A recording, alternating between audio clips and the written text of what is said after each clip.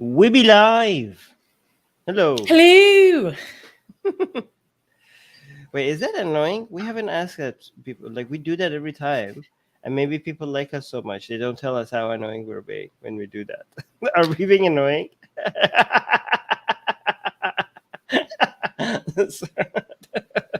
If they are, I reject it. I'm going to keep doing what I do. I Okay. like it. They can get on board or get out. Hi everyone. Guys, thank you so much, Music Guys. Music Guys saying audio is good. Thank you for confirming. And Nico is saying it's live. I mean, we are. Yeah, okay. Yes, we are. Okay. Okay. Rudish is saying it's actually good. Okay. Okay. Only when you do it. Apparently, not me. We're going to be covering the news. We're going to be going over 10 news items as usual. Most of them are going to be about religion, atheism, secularism, politics, maybe some culture, maybe some housekeeping material, internal Atheist Republic related stuff, right?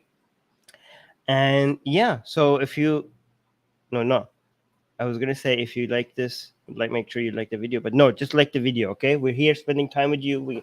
We have all this. We have our team selected this news for you. They have wrote this articles for you, and they double checked. Susanna has done a lot of research just to make sure that she comes here and explains them to you in a way. She also, yeah, in a way that is, more interesting than how other places present these news. Oh. No, yeah. A lot of these news are very important, and people are not interested. But I think when the way Susanna presents them makes them a lot easier to consume. Also, she double checks to make sure that the news are correct, and so that's a service that you're getting for free. So make sure, please, that you like this video so that our channel grows and more people get to watch our video, right? So with that out of the way, should we start? Do you want to say anything before we start the first news? With the first news? No. If you like what we do, consider supporting us financially. We wouldn't be able to do what we do without the financial support that we do get from our community members. So you can contribute to our Patreon. Link is in the description for as little as $1 a month. And not only do you get, special treatment on our Q&As, but you also get all our blasphemous art. Or, maybe you can only afford like a one-time donation. In that case, we also have a PayPal, which is linked below. But it's always worth mentioning. All right. So today's news, is it mostly bad news, good news, funny news? Mostly, It's a mix, but there is some very good news. There's some good news. Okay, I think good. overall, it's very there are some topics that are more interesting, a little more nuanced. Mm-hmm. Okay. Any major bad events or no? Not that. Okay. No. We'll see. Okay. Actually, good. No. Can we clap for the first news? Some news is amazing. Yes, I think we can clap for the first news because it's like a report. Mm-hmm. We don't usually get to clap for news that has genocide in the title, so that's amazing. All right. First news. Genocide expert warns of impending mass violence against Muslims in India. On January 12th, Dr. Gregory Stanton, founder of the organization Genocide Watch, warned that genocide against Muslims in India is imminent if nothing is done regarding the discrimination they face. He announced his prediction during the congressional briefing hosted by the Indian American Muslims Council and Amnesty International. In his speech, Dr. Stanton highlighted the current prime minister's inaction during the 2002 riots in Gujarat, during which more than 1,000 Indian Muslims lost their lives. He also said that Modi uses quote-unquote Islamophobic rhetoric to build his political base and cited discriminatory policies. For example, in 2019, India enacted the Citizenship Amendment Act, which granted a much easier citizenship path for religious minorities from neighboring countries, but excluded Muslims. In January 2021, there were also calls, Hindu religious leaders openly called for mass violence against Muslims and pledged oaths to make India a quote-unquote Hindu Rashtra, or a Hindu nation. Saeed Zafar, a BJP spokesperson, stated that Dr. Stranton's claims regarding the violence and discrimination against Indian Muslims was factually incorrect. It is vital to mention that this is not the first time that Dr. Stranton has shared such an opinion. Almost 2 decades ago, Dr. Stranton predicted the Rwandan genocide years before its occurrence. So what is he predicting that is going to happen? So, we could actually watch his statements Oh, right really? in this Okay, video cool. right here. Imagine that being your like, is that the title of his job, like genocide expert?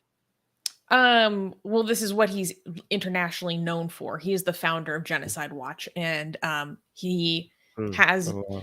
they have demonstrated a predictive capacity. I mean, I didn't know that's a thing, but I'm glad someone is doing it. All right, hold on. Let me see if I can. Yeah, let's Ghost Bunny is saying claps for genocide news. The reason why I think it's okay to clap for this is one, because he's sounding the alarm. He's giving Yeah. his opinion, and it's about specifically trying to raise awareness about the severity of the issue. It's a little bit more nuanced than he's not saying. Let me be clear. He is not saying that genocide is happening right now. And he repeatedly emphasizes that genocide is not an event that occurs. It is a process. And there are multiple processes of genocide. So he's raised the alarm about how India is meeting 8 out of 10 criteria of genocide, that his criteria that he established many years ago. And that's part of this whole process. But do you want to watch his comments? We're getting the vibes that like 19, I don't know, maybe 39 vibe in Germany. Like maybe not up till the, like you're getting this, you're getting all the signals for something bad, majorly bad happening. I mean, if you think about it, like it does look very scary. I mean, I don't know. I don't know how accurately you could make predictions like this, right? But if predictions are reliable, like if you can actually make predictions, like you could see like how bad how all the tensions, right? Like you have in India, you see like all the Muslims are under watch, and one person does something bad, and all of a sudden they think like there's a conspiracy, and now everybody is looking for a Muslim to see if they're doing the same thing or they have the same behavior, and there's a conspiracy that everybody's doing this, or like a Christian. I don't know, there's some forced conversions by some Christians, and now every single church is like involved being forced conversions, and every cross is Valentine's Day, Christmas, or everything is now signs of forced conversion. Or there was a video of a Muslim looking like they spat into food, and now there's this mass conspiracy that like all Muslims are like spitting in your food and you have to be vigilant. And so all of this hate, all of this pent up hate, and everybody like constantly demonizing Muslims, at some point it might something like, I don't know, is going to get released. All of this energy is going to get released, and it might be not a small, like it might be something violent, very violent. I'm not talking about like some cow vigilante, just or something like that. I'm talking about people saying that, oh, we're going to die for our country, we're going to die for Hindu Rashta, we're going to sacrifice our lives for it, and then they want to keep competing with each other on who's more radical, right? And then one day, one of these like Hindu nationalist crowds that are like, it's a massive crowd, after they keep like doing their salutes and everything, they're going to be like, okay, now let's move over to the Friday mosque prayer that is happening right next to us. You know what I mean?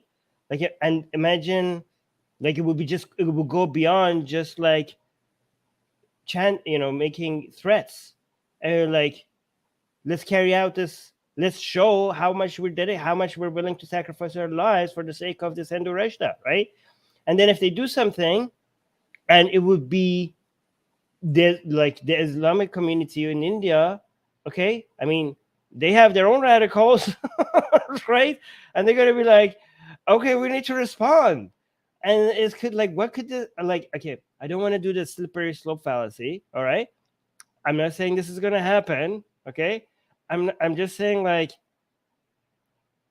I could see how it could happen, right? I'm not saying it will happen, right? I don't want to say like, oh, this will lead to this and this will differ, but I'm just saying it's not unimaginable for something so disastrous that could happen, that could potentially start like, I don't know, it's like a civil war within India, right? So this is like really, really scary. Okay.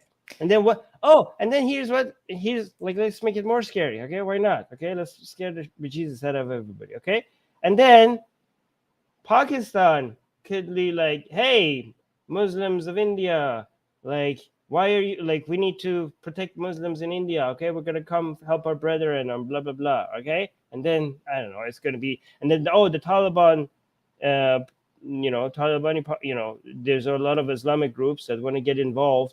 There's gonna be a whole, migration of a lot of radical Muslims from around the world, maybe trying to come into India to defend their brothers and sisters in its jihad.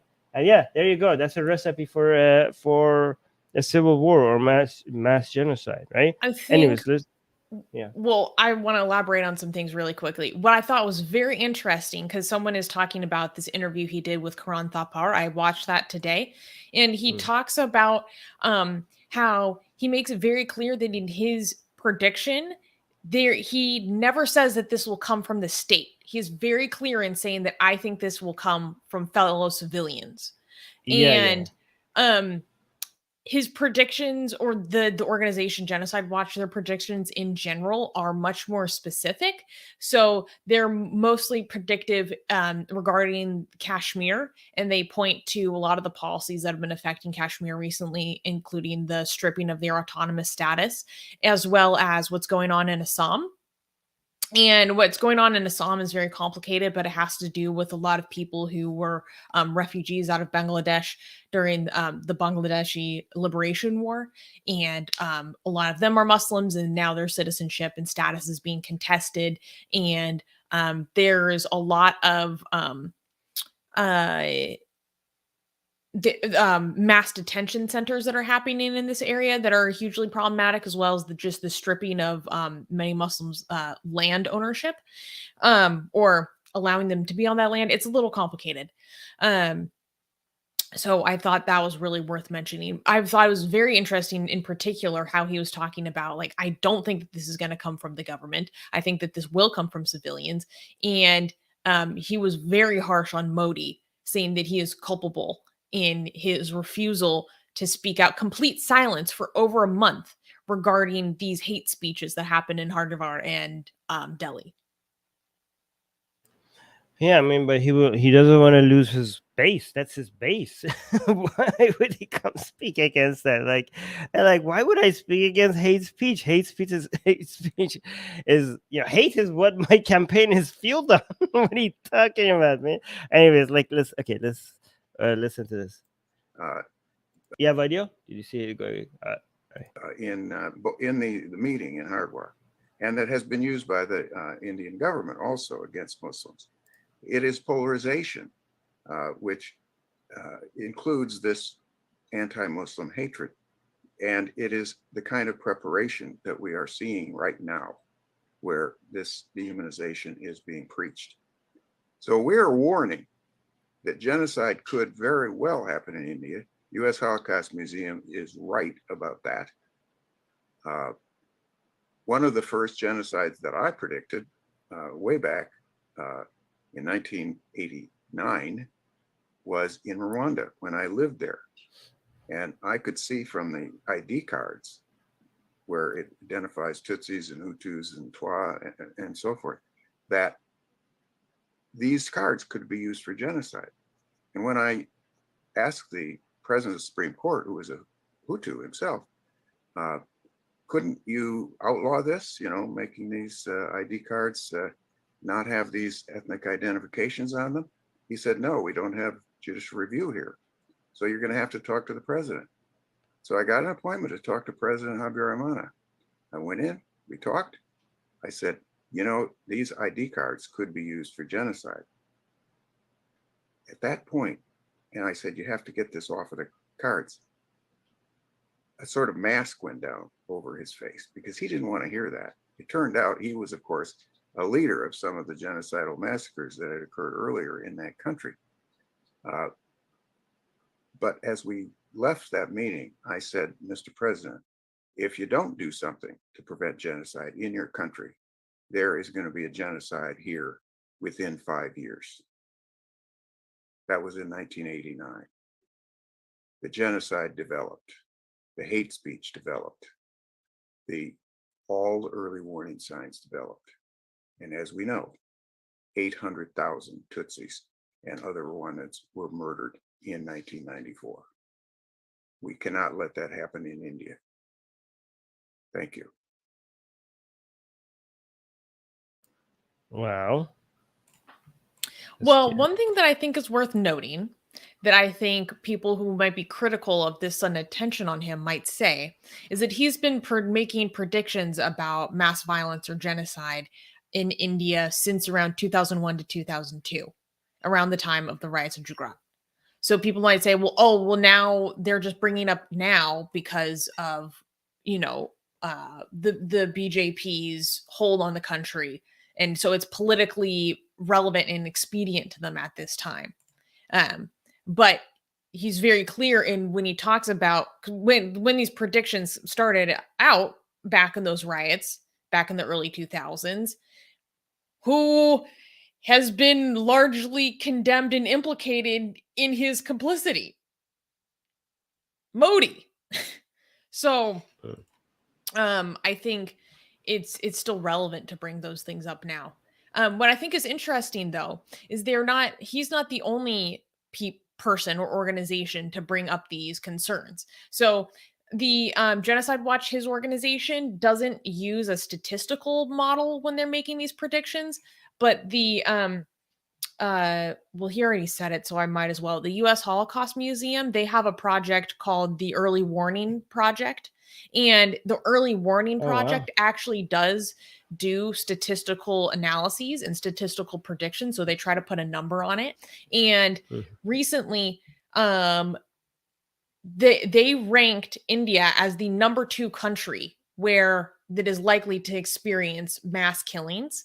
With they say that there is a 14.4% or approximately 1 in 7 chance of new mass killings beginning in India in 2021 or 2022. India ranks the second highest at risk among 162 countries. And again, a lot of their concerns. You're really not going to tell us what the first is? What's the first? Wait, let me find the ranking. Give me a short second. No, sorry, you continue. I thought you in had the analysis that they have, they oh shoot. So in the India one, they highly reference the issue of Kashmir as well, but the number 1 country is Pakistan. Oh wow. Okay. That's why my reaction was just oh shit. That actually makes a lot of sense. Yeah, it does. Guys, we're not like. Yeah, I hope none of this comes true. In Pakistan, they highlight the issues of the Pakistani Taliban, and they also highlight the persecution of religious minorities, specifically naming Hindus and Ahmadis as an expanded risk. Yeah. So 14% chance for India. Do you know what chance they predicting for Pakistan? 15.2%. 15. Okay. Wow, only 1% higher than India. Okay. All right. We do want to highlight some star comments. Okay. Yes, true. So Shriyash is asking, what are the 10 criterion? So if you want to read the full definition and explanations, I go to genocidewatch.com/10 stages because I can't read the full definitions right now. We don't have the time.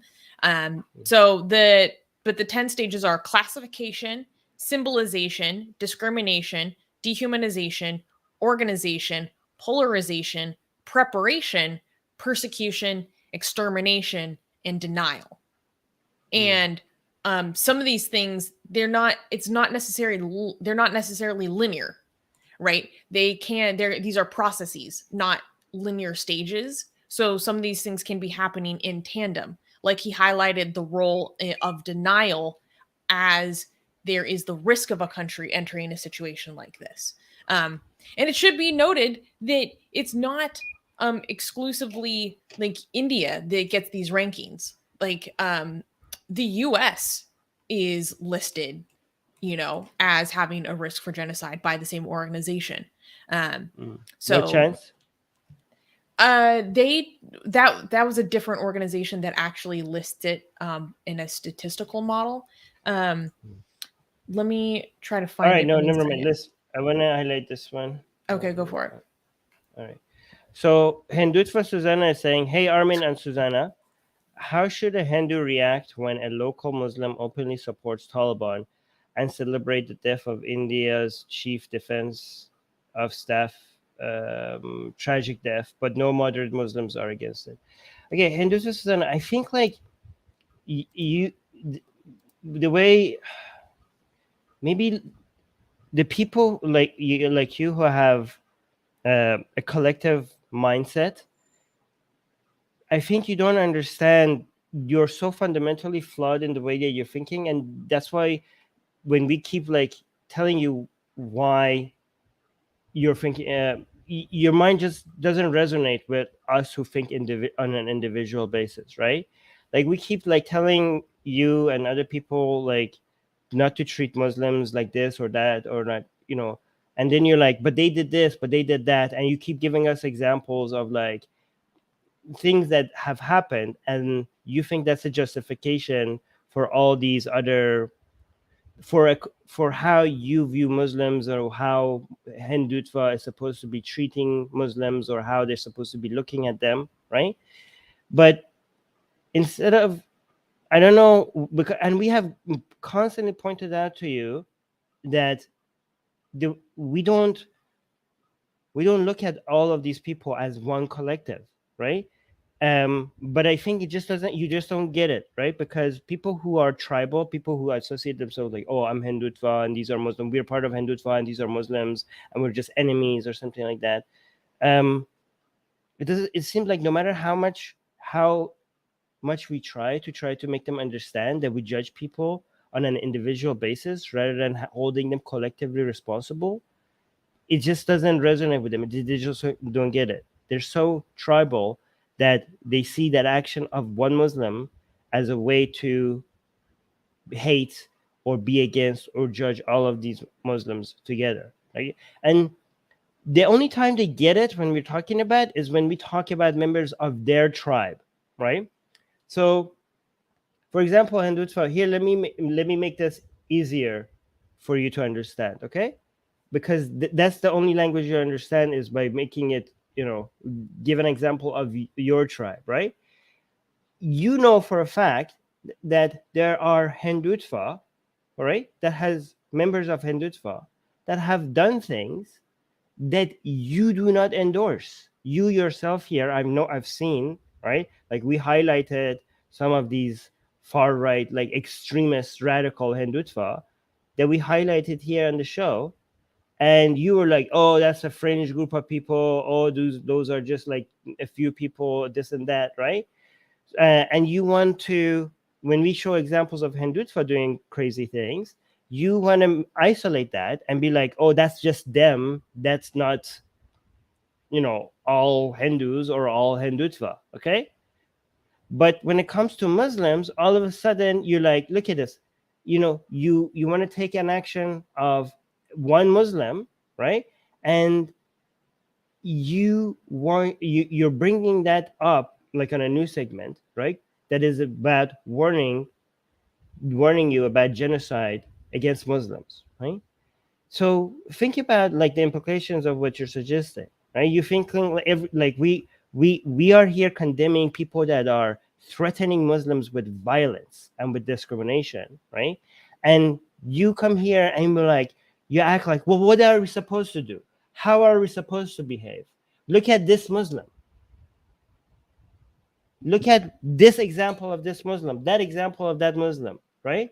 You want to hold, you are maybe not on purpose, okay? But this kind of language is like, well, what are we supposed to do? Look what they're doing. So you are maybe without knowing it, okay, justifying, a lot of violence and a lot of discrimination because of the action of some people. Do you understand that just because some Muslims are a member of a community of people that have done that, some of them are responsible for certain crimes or certain attitudes, you can't hold all of them responsible for something like that?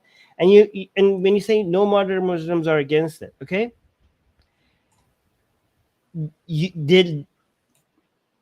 the level of responsibility, okay, of members of a community to call out something is not as high as you think, okay? We don't expect everybody to go out of their way and constantly condemn every single thing that happens within their community, right? Like, we don't do that. Sometimes some atheists do that, right? If Hindus, like if some Hindus do something radical, right, we call it out, okay? But we don't expect every Hindu to call it out. What it's not their business. They didn't do it. They don't have to apologize for it, right? People have their lives. Like, we don't expect, like, if an atheist goes and does commit a crime in the name of fighting a religion, right? We don't expect every single atheist to come and like, I condemn that. I mean, if they do, that's great. We don't expect every Hindu person to come out and call out and say, like, we condemn crimes of these Hindutva. I mean, if they do call it out, that would be amazing, right? But it's not an expectation. Why should I? Why should they condemn it? They didn't do it. Are they guilty if they don't condemn it? Are they supposed to now go find every single bad thing that a member of this community does and make sure that they condemn it? Are they now responsible if they don't condemn it? If they condemn it, we're grateful for it. If they don't, we don't want, it's guilt by association. They're not more responsible. Everybody is equally responsible to call it out. They're not more responsible to call it out just because they happen to be part of that community. Does that make sense? It makes complete sense. I think you spoke very eloquently about that. Here's another example of this exact same mindset of guilt by association and collective guilt. Harish is saying people who have committed actual genocide are giving sermons to victims of genocide. How cute. Conflating us with communists.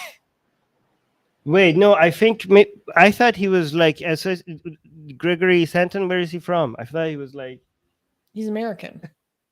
Okay, so maybe he's talking about him. I think he's talking about us as atheists against the victims of genocide being Hindus at Harish, the hands of Muslims. What? Explain to us. What brand of stupid are you?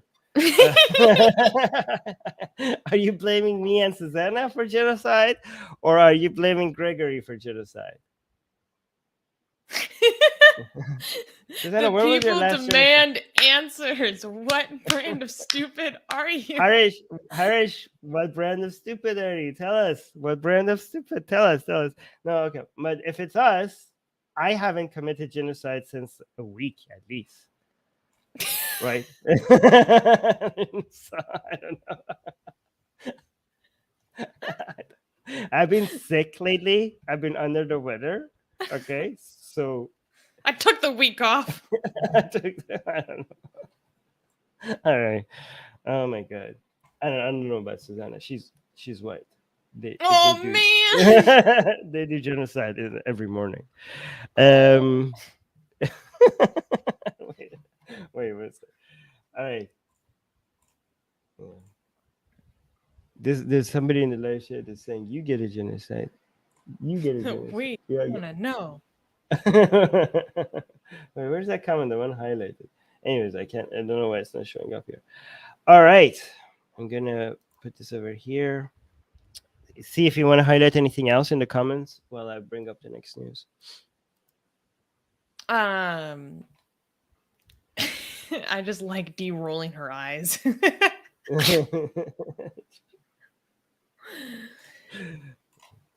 All right. Oh, I have.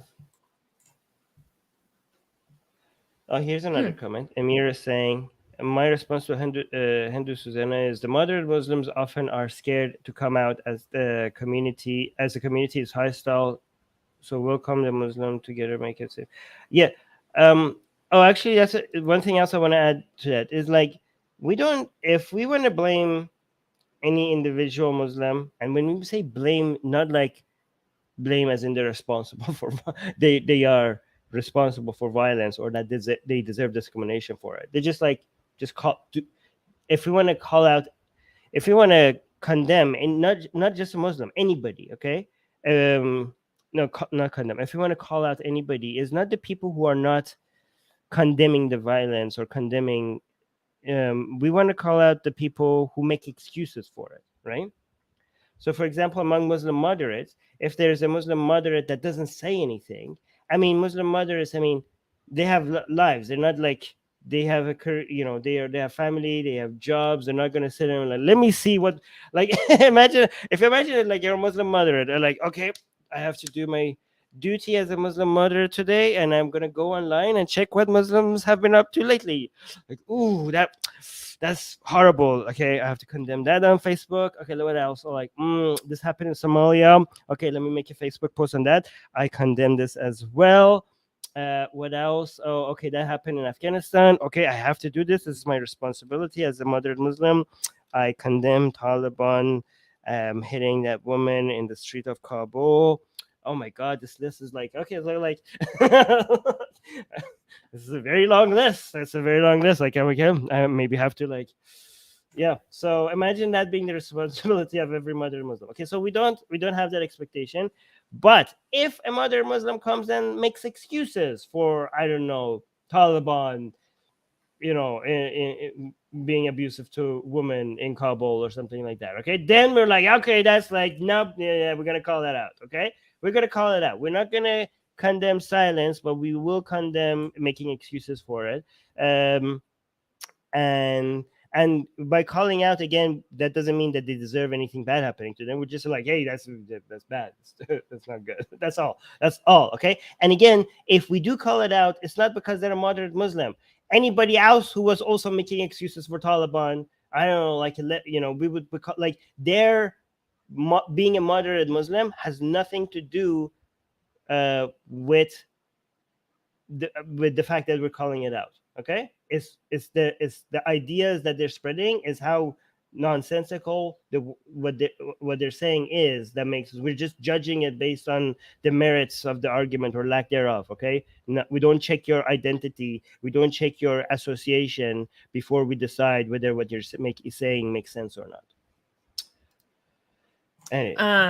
And just to be fair, I will say that Genocide Watch has reported that the United States meets six criteria out of 10, so that's only 2 behind India. Oh wait, and this is an interesting question. Kenneth is saying, how many people does one need to murder for it to be genocide? It's not measured by the amount of people. It's measured by, well, a number of things, but one quick definition is an effort, an intent to eradicate in whole or in part a group of people on the basis of their religion, ethnicity, background, etc., group identity. exactly. So the in part is actually very important, because they're like, oh, well, they're still here, right? They exist. It's like, but there was an effort to go after at least a section, a smaller sample, etc. Yeah, like for example, right now the greatest human rights violation of in the world, the greatest human rights crisis right now in the world is in Yemen, right? And the numbers are massive, and it's not a genocide, right? Like it's a massacre of people. It's a mass massacre of people. But because it's not based on ethnicity or anything like that, it's not genocide, right? Um, it could be argued that, it's sad that if it's not a genocide, it doesn't get as much attention, right? So people are saying, some people might say, like, if we could get labeled as a genocide, then maybe the Yemeni situation would get more attention. I mean, technically, it's not a genocide, right? Even though the numbers are devastating. But I think I've heard some arguments for why it makes sense for paying it, for the label of genocide getting a lot more attention. But that's a different argument. All right, can we clap for the next news? Oh shit, no, never mind. Definitely no. Okay, next news. Next news, 26-year-old Pakistani woman sentenced to death for blasphemy. On January 18th, 26-year-old female Anika Atik was sentenced to 20 years of imprisonment and a fine of roughly a little bit over $1,000 USD, as well as death by hanging by a cybercrime court in Rawalpindi, Pakistan. Mohammed Hasnat Farouk reported to the Federal Investigation Agency, or FIA, that Anika had shared blasphemous illustrations with him. Anika denied all charges and stated that she is a practicing Muslim. According to her, Farouk is framing her as a blasphemer because she refused to, quote unquote, be friendly with him. Anika insisted that the plaintiff tricked her into a discussion about religion so that he could gather evidence against her. The documents presented to the court showed that her WhatsApp profile picture was an image or cartoon of the Prophet Muhammad. She allegedly shared, quote unquote, offensive YouTube links with the plaintiff. The U.S. Commission on International Religious Freedom, or USRIF, reports that Pakistan, quote, leads the world in blasphemy prisoners and estimates that there are 80 alleged blasphemers in prison, with half sentenced to death. Wait, so he tricked her into sharing stuff with her, and then So got her her in trouble? the story is that she refused to be friendly with him. I'm not exactly sure what that means, either just to be nice, or I think that might be a way of saying she refused his advances. And because of that, she is saying that he was motivated to basically entrap her, to use their conversations to draw out a discussion of religion from her, and then therefore gather evidence against her with the intention of then going to go turn her in as a blasphemer. And that's what happened. This is so scary. From Even that's her side of the story, right? all right, I was speaking. Sorry. Yeah. This is like, the atheist, and imagine being like a atheist in Pakistan, or a secular activist in Pakistan, right? And not knowing that at any time that one of your friends also, if one of your friends could get their heart broken, or if they're interested in you and you ignore them, all the stuff they have on you, all the discussions that you have had with each other, can be used against you. They could, if they decided that they just want to ruin your life, they could just easily just share one of the screenshots. Like, this is like, you could have a sex slave, basically, if somebody sends you a picture of Muhammad, if you're a guy and there's a girl and you're like acting like, oh, religion is stupid and stuff, and then one day you decide to just WhatsApp them a joke about Muhammad or something, then like, oh, hey, you're my sex slave now. I could ruin your life with this. Like, here, I'm just not, don't even screenshot it. Video record it so that people can say a Photoshop or something. We're like, yeah, I own you now. Like, what a nightmare. Oh my god. That's basically what Kiki is saying. Kiki is saying this is exactly why blasphemy laws are deadly. They can also be used by perverts to have their way with women. The depravity of blasphemy laws knows no bounds. I wouldn't say that this is the primary thing that happens, but this is the idea or issue of blasphemy law being used in Pakistan to settle personal scores is well known, and it's a huge problem. Because it's so often, this accusation is so often used as a way to settle personal scores, I've even seen people argue that, oh, well, this isn't actually like about Islam after all. Like, this doesn't demonstrate an issue with Islam. This is a personal issue that's just misused. And that itself drives me crazy. So I just saw in fact, let me send you this link in the private chat. We should share this. I just saw that Hara Sultan posted this photo about a campaign for her. So if you could share what I just put in the private chat, that'd be awesome. So he, I guess, or maybe other people have started a hashtag called Free Anika. That is spelled ANEEQA, or Save Anika, excuse me. So I just found out about this, so I'd encourage other people to join in if it's safe for you and speak out against this. And then also, let me put it in the live chat. There is a petition on her behalf. So if it's called Supreme Court of Pakistan, or just Save Anika. So I think, guys, I would encourage people to sign this and share it if it's something that you care about. I'm sorry, I think you were trying to highlight something and I interrupted you. No, that's okay. I also want to, by the way, thank you, Harris, for doing this. I want to share with you guys to show you how ridiculous things are getting in Pakistan. Is this Pakistan? Yes, it is. Okay, so we have examples of people just throwing out a piece of paper, not knowing that Muhammad was written on it, and got in trouble just because throwing out a paper. Like they didn't even know. That case, those people were illiterate and they were still prosecuted. It's crazy. All right, can I give you? I showed you this, and I don't know if you saw it, but here's another example of how ridiculous things are getting. Right. This is okay. It says this is they were threatening this in Pakistan. Apparently, this man was threatening a truck driver, and they were threatening to burn the truck because they found this beverage. I think it's a Sprite, right?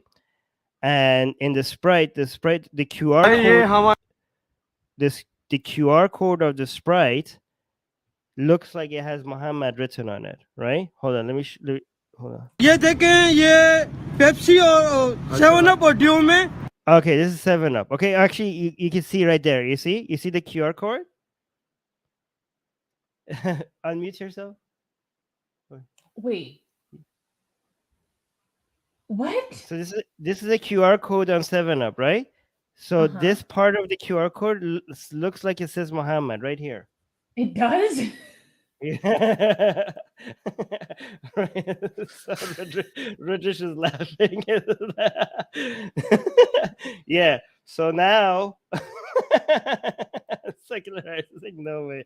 So now they were, because of this 7-Up bottle in this guy's truck, in this truck driver, they attacking the truck driver, and they're threatening to burn down his truck apparently because of this part of the QR code. Which looks like it says Muhammad.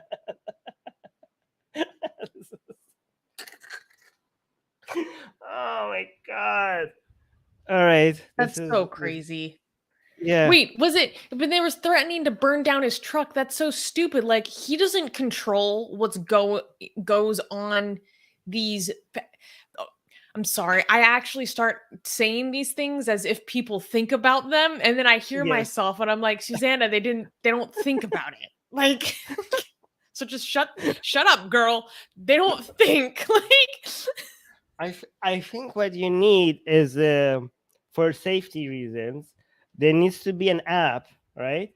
That could just detect anything thing that might look like Muhammad, and you just need to constantly scan everything in your life just to make sure you get rid of anything that could potentially. By the way, but I mean, you can't even get rid of it. What would you do with this? Like, if you throw it away, now you're like disrespecting Muhammad. Do you know what I Oh mean? my So what do God, it's such a trap.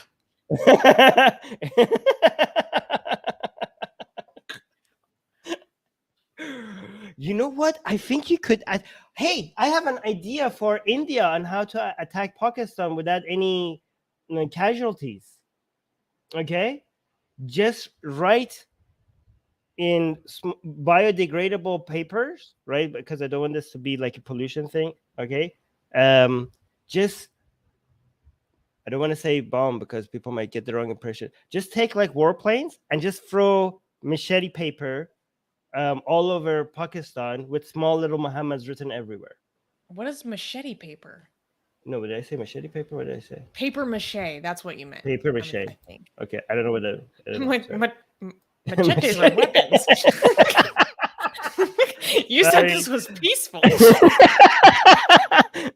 Paper what? Paper what? What did it called? Paper mache?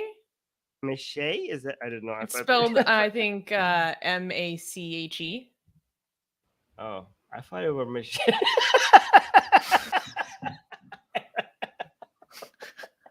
I'm like, wait, pause. Like, what?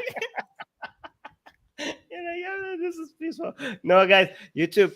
That's just I didn't know what they were called. Okay, I swear I was in. I wasn't advocating for violence. Jesus Christ, we're gonna get a strike.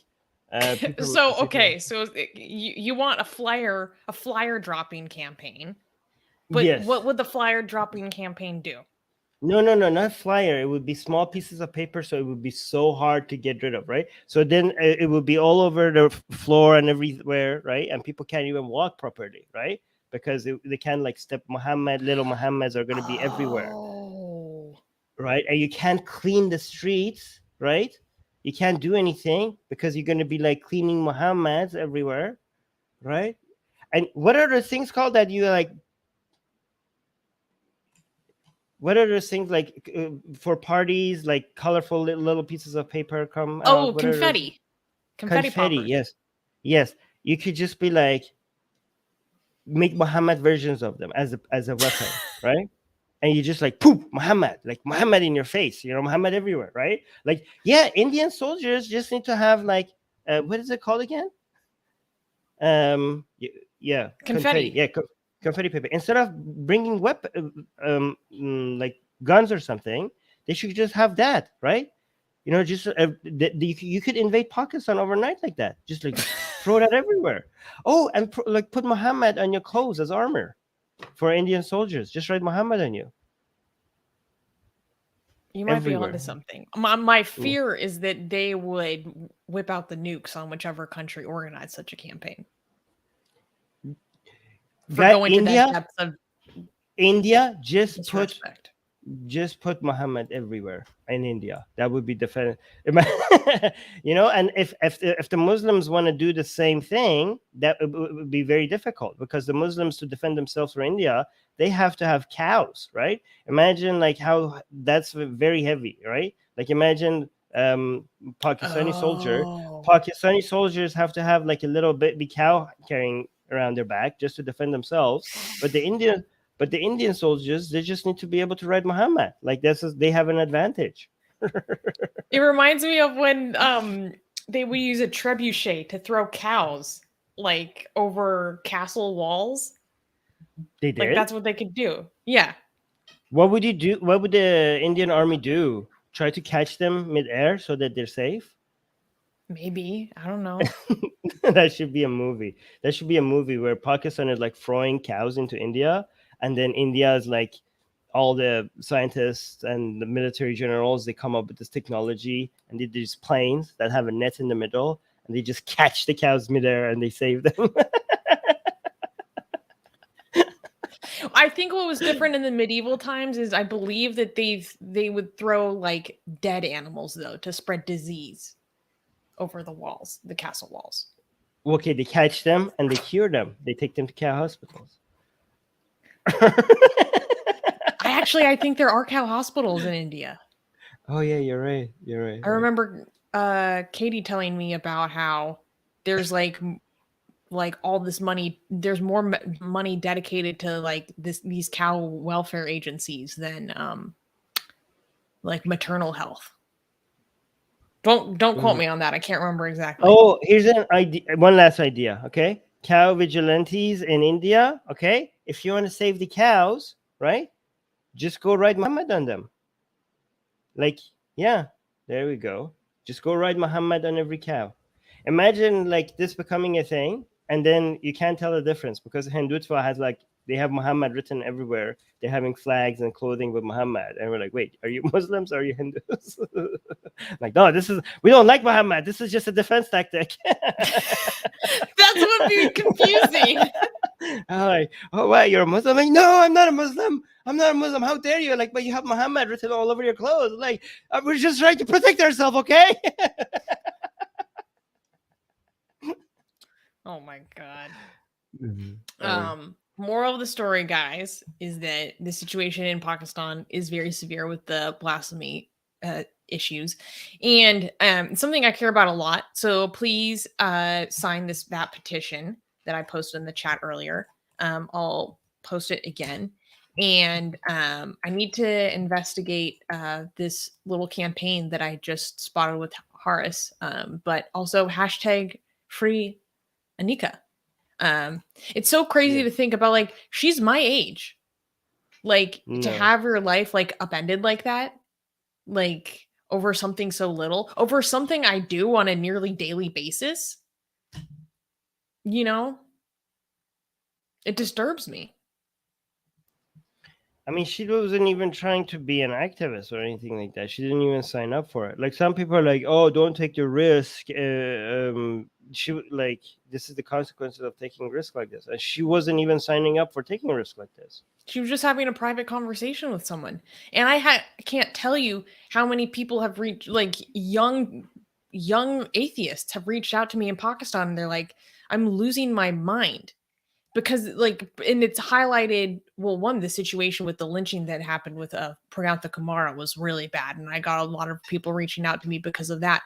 But then this situation, they're like, you know, think about the paranoia that you have to live with if you have any criticism or something you don't like about Islam in Pakistan. And maybe you're talking to someone who you think you can trust. And if that relationship goes south, this could happen to you. Yeah, especially if you're a girl, because, you know, men could get very, very, you know, I mean, actually technically women too, but they could get very vengeful if you're like, even if they're an atheist, you know, if you break someone's heart, or if they were hoping something would happen, and if it doesn't, you know, you don't know how people will react. Like, they don't even have to be, like, you don't even, it's not like, it's not just Muslims that you have to be afraid of. You have created an environment that even people who are not Muslim, or at least even not radical Muslims, you know, if they get upset enough, they could just use the system as a way to attack you. Yeah. Oh, here's another solution. Just in one day, everybody accuse everybody else of blasphemy in Pakistan. Everybody accuse everybody of, no, in one day. No. Hear me out, okay? You can't get rid of everybody in Pakistan, and then every accusation of blasphemy would be, yeah, see, Rudresh agrees with me. Okay? Just do like a secret Santa blasphemy, like just like a random, everybody pick every Pakistani randomly pick two other Pakistani and accuse them of blasphemy in one day. No, that could backfire. It's just safety of numbers situation, right? If safety of numbers, and no accusation of blasphemy could be taken seriously ever again after that. There's going to be a lot of individual harm that does happen to people. Yeah, okay. Just to be clear, Susanna, I'm not being serious. So. I know. Okay. All right. But I think yes, exactly. It's a pyramid scheme blasphemy. Yes. You have to pass it on, right? So I when you accuse somebody as blasphemy, they have to now go and find 5 other people to accuse of blasphemy, and then each one of them have to go accuse 5. In no time, in a very short amount of time, all of Pakistan will get covered, right? And then we'll see what you're gonna do. There we go. This is the one time I agree with Hindutva Susanna. The only time is saying, don't do it. Guys, don't do that. Seriously, though, don't do that. It's not safe. Yeah. Well, yeah, I wasn't. You don't do it. Anyways. Okay, can we clap for the next news? This I found pretty amusing. Yes, we can. Yes, we can. All right. Next news. Scandal in Saudi Arabia over scantily-clad dancers at Winter Festival. In Saudi Arabia, a controversial samba performance has caused outcry in Jazan, Saudi Arabia. During the Jazan Winter Festival, a samba performance caused controversy due to the dancers allegedly being scantily dressed and half-clothed. However, the dancers are notably much more covered than in the typical Brazilian Carnival celebrations, which the dance is internationally associated with. Jazan is directly governed by the regional governor Prince Mohammed bin Nasser bin Abdulaziz and is known for being a conservative stronghold. The backlash of the incident prompted Mohammed bin Nasser to order an investigation and identify the dancers. According to an article by The New Arab, the dancers appeared in revealing dresses and were met with quote-unquote polarized reactions. Can you turn the sound off for a second? Mohammed al-Bajwi, a Jazan resident, in an interview with local TV reporters, stated that, quote, shows are for entertainment, not to attack good ways and to go against religious and social morals. I mean, how could you entertain unless you go against religious morals? I mean, part of the entertainment is that you're going against religious morals. Good, very good point, sir. So yeah, we have the video. Yes. This is in Saudi Arabia. Yes. Oh, they look cute. Look at those dresses. That's beautiful. My God, these kids, they must be very happy. I know, I would be if what am I seeing? Like, how is this happening? This is Saudi Arabia. How is this happening? That actually was an initial reaction that I had. Like, that's kind of crazy. The boys, the looks on their faces. But what is really funny, like, if you are familiar with Carnival, like, the outfits that they wear are typically much, much more revealing than that. Typically, it's like it will happen. But go on. Even in this picture that we have on the thumbnail is like a bit more covered than usual. Like, I've seen it's usually just an ornate thing that kind of branches around the breasts, and then like it just covers like the nipples with crystals, and like that's it. So, but they were actually like covered across like their chest, and they had more covering on their forehead. This is unimaginable for Saudi Arabia. Like, look, like you're expecting way too much. Like, this is huge. This look, this is the proper reaction. Qasim in the live chat. They're like, this is Saudi Arabia. Like, we grew up thinking Saudi Arabia is like way more conservative than like Iran, and now they have this walking like, well, something like, I shouldn't say this. You know what I'm talking about, right? Walking in the street, like people with that kind of outfit, like it's unimaginable. Like people, this is extremely revealing for, I don't know, like this is, yeah. But yeah, what did they say they're gonna do? They said they're gonna find. They're launching an investigation. This prompted an investigation. Like, how was this allowed to happen? Who allowed this to happen? Whose idea was this? Who are these dancers? I I sounds like, maybe I'm wrong. It sounds like they're just saying something just to appease the crowd or something. Who's the main person who's complaining? There was a huge backlash on social media. There was also a backlash from local residents. Yeah. Yep. I saw some videos where it's kind of hard to tell, but like it sounds like maybe people are booing and jeering as they're in the crowd. Qasim wants to start in Iran. He's like, please come and attack us again.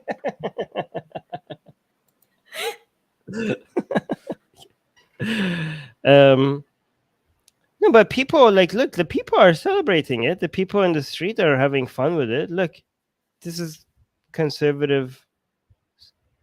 Supposed to be a conservative society. Look at this kid. Oh, look at that.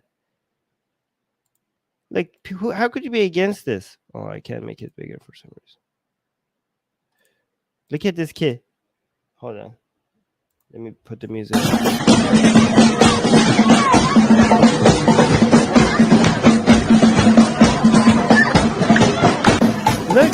Look at the kid, so daring. When I was this age, I would be looking from a distance, and I'm like, I need to remember this. Like, if I was like, yeah, if I've I was heard like some stories from you that are a little bit different than that, Armin. Okay, but those were nightmares. That's why I never tried it again. Okay. Whenever I tried something as a kid, I was like, I'm never doing that again. I want to die right now. Okay, but what I would do as a kid, as a 9 or 10-year-old, I would be like, I'm gonna remember this woman and everything she's wearing and all her outfit, and I'm gonna go home and I'm gonna think about so many different things. That's what I'm gonna do, and I'm gonna be looking from a distance and just trying to make sure that I capture every moment of what I'm seeing. Right? That's what I would do as a kid, right?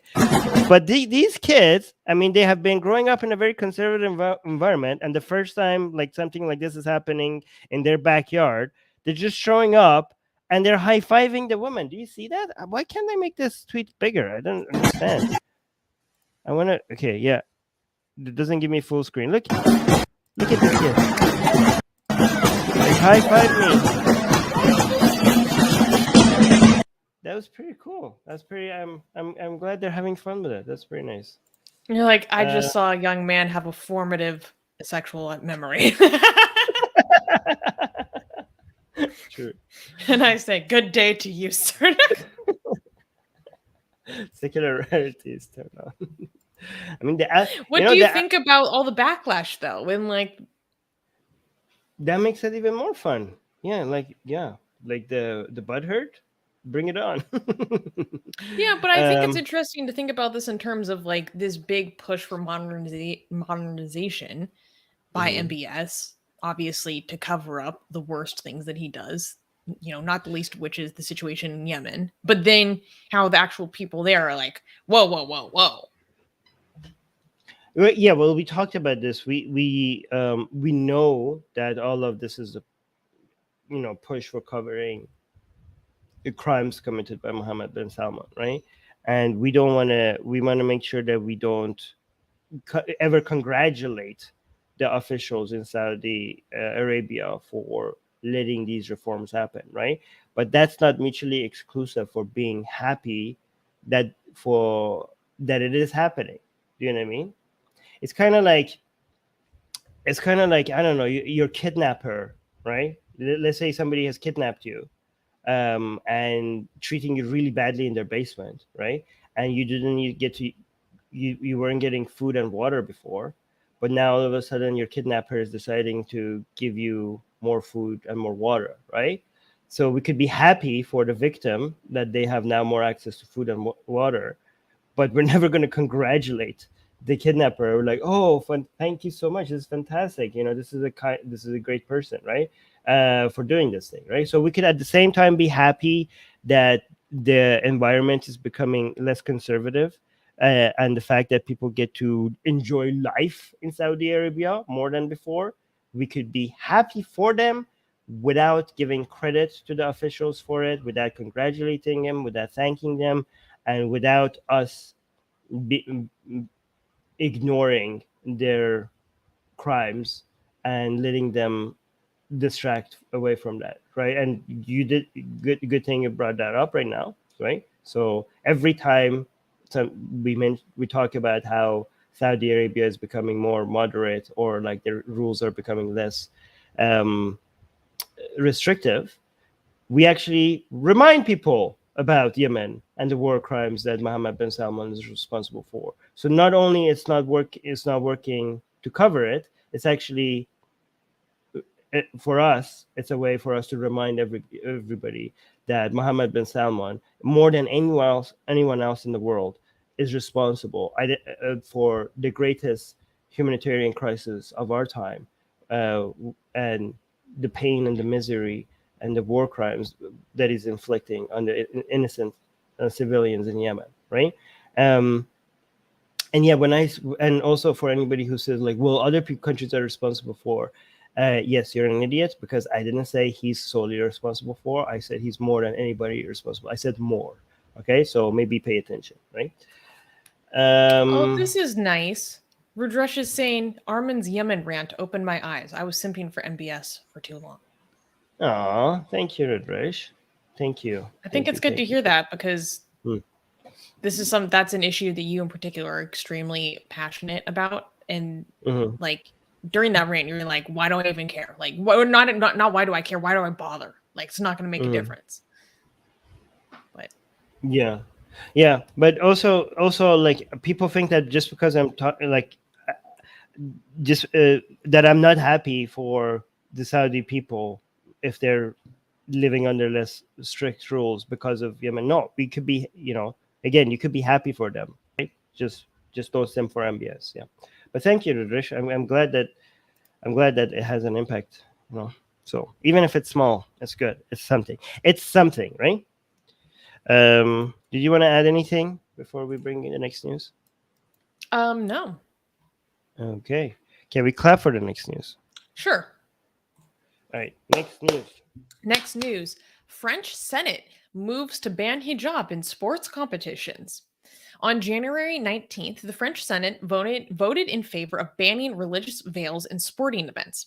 With the overwhelming support of the French right-wing party, Les Républicains, I'm assuming that's how you pronounce it, the bill passed with a 160 to 143 vote.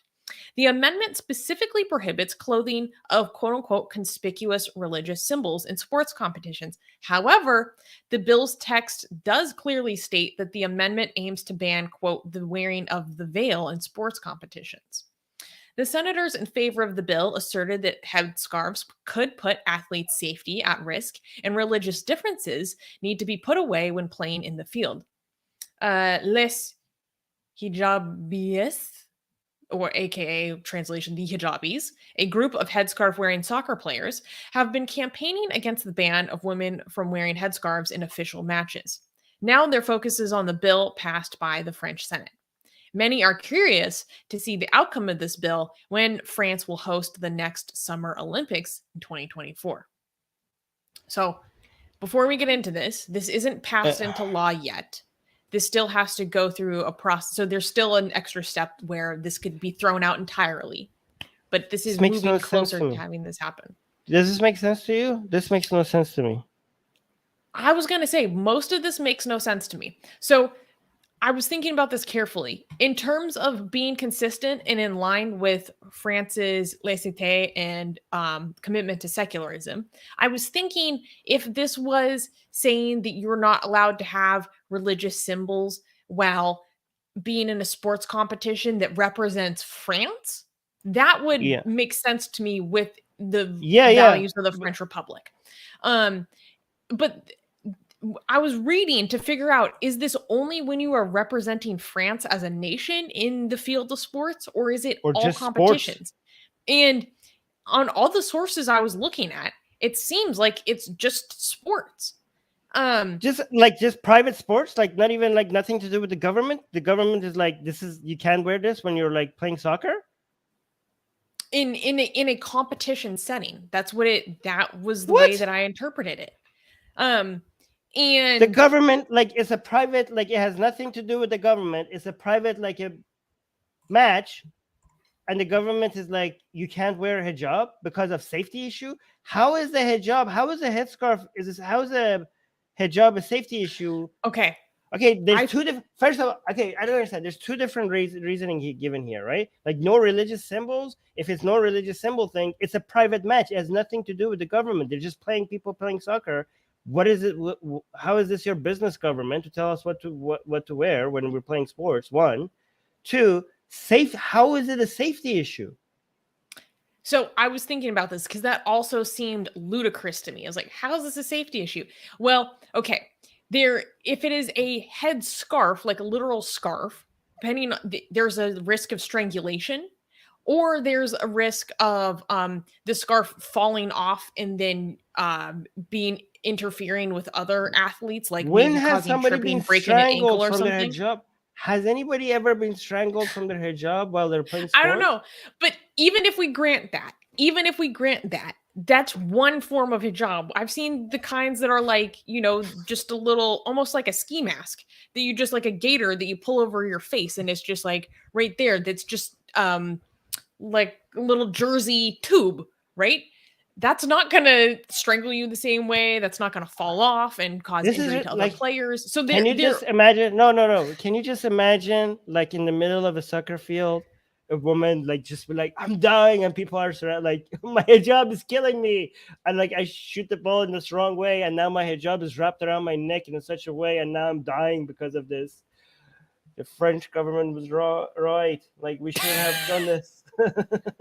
Okay, but here's the thing. And everybody like, what do we do? The hijab is like suffocate. Like, oh, just like, no, it's like so tight you can't take it off. She's dying.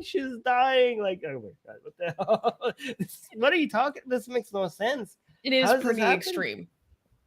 So I thought, yeah, that was ridiculous. And I'm making the assumption because in the US, I mean, technically, soccer players seem to get hurt like really easily. I've seen videos of how. So maybe soccer players, yeah, I don't know. Okay, well, wait, let me finish. So okay. I'm going to assume most sporting federations have what they allow in the ring or on the field is always already very tightly controlled. So I'm going to assume, I don't know this for a fact, that they have already made, maybe a guideline about what kind of hijab is acceptable or not. You can't have it be a scarf tied around your head. It has to be, something that's loose around the neck, or just like a tube over the face that's not going to cause any strangulation.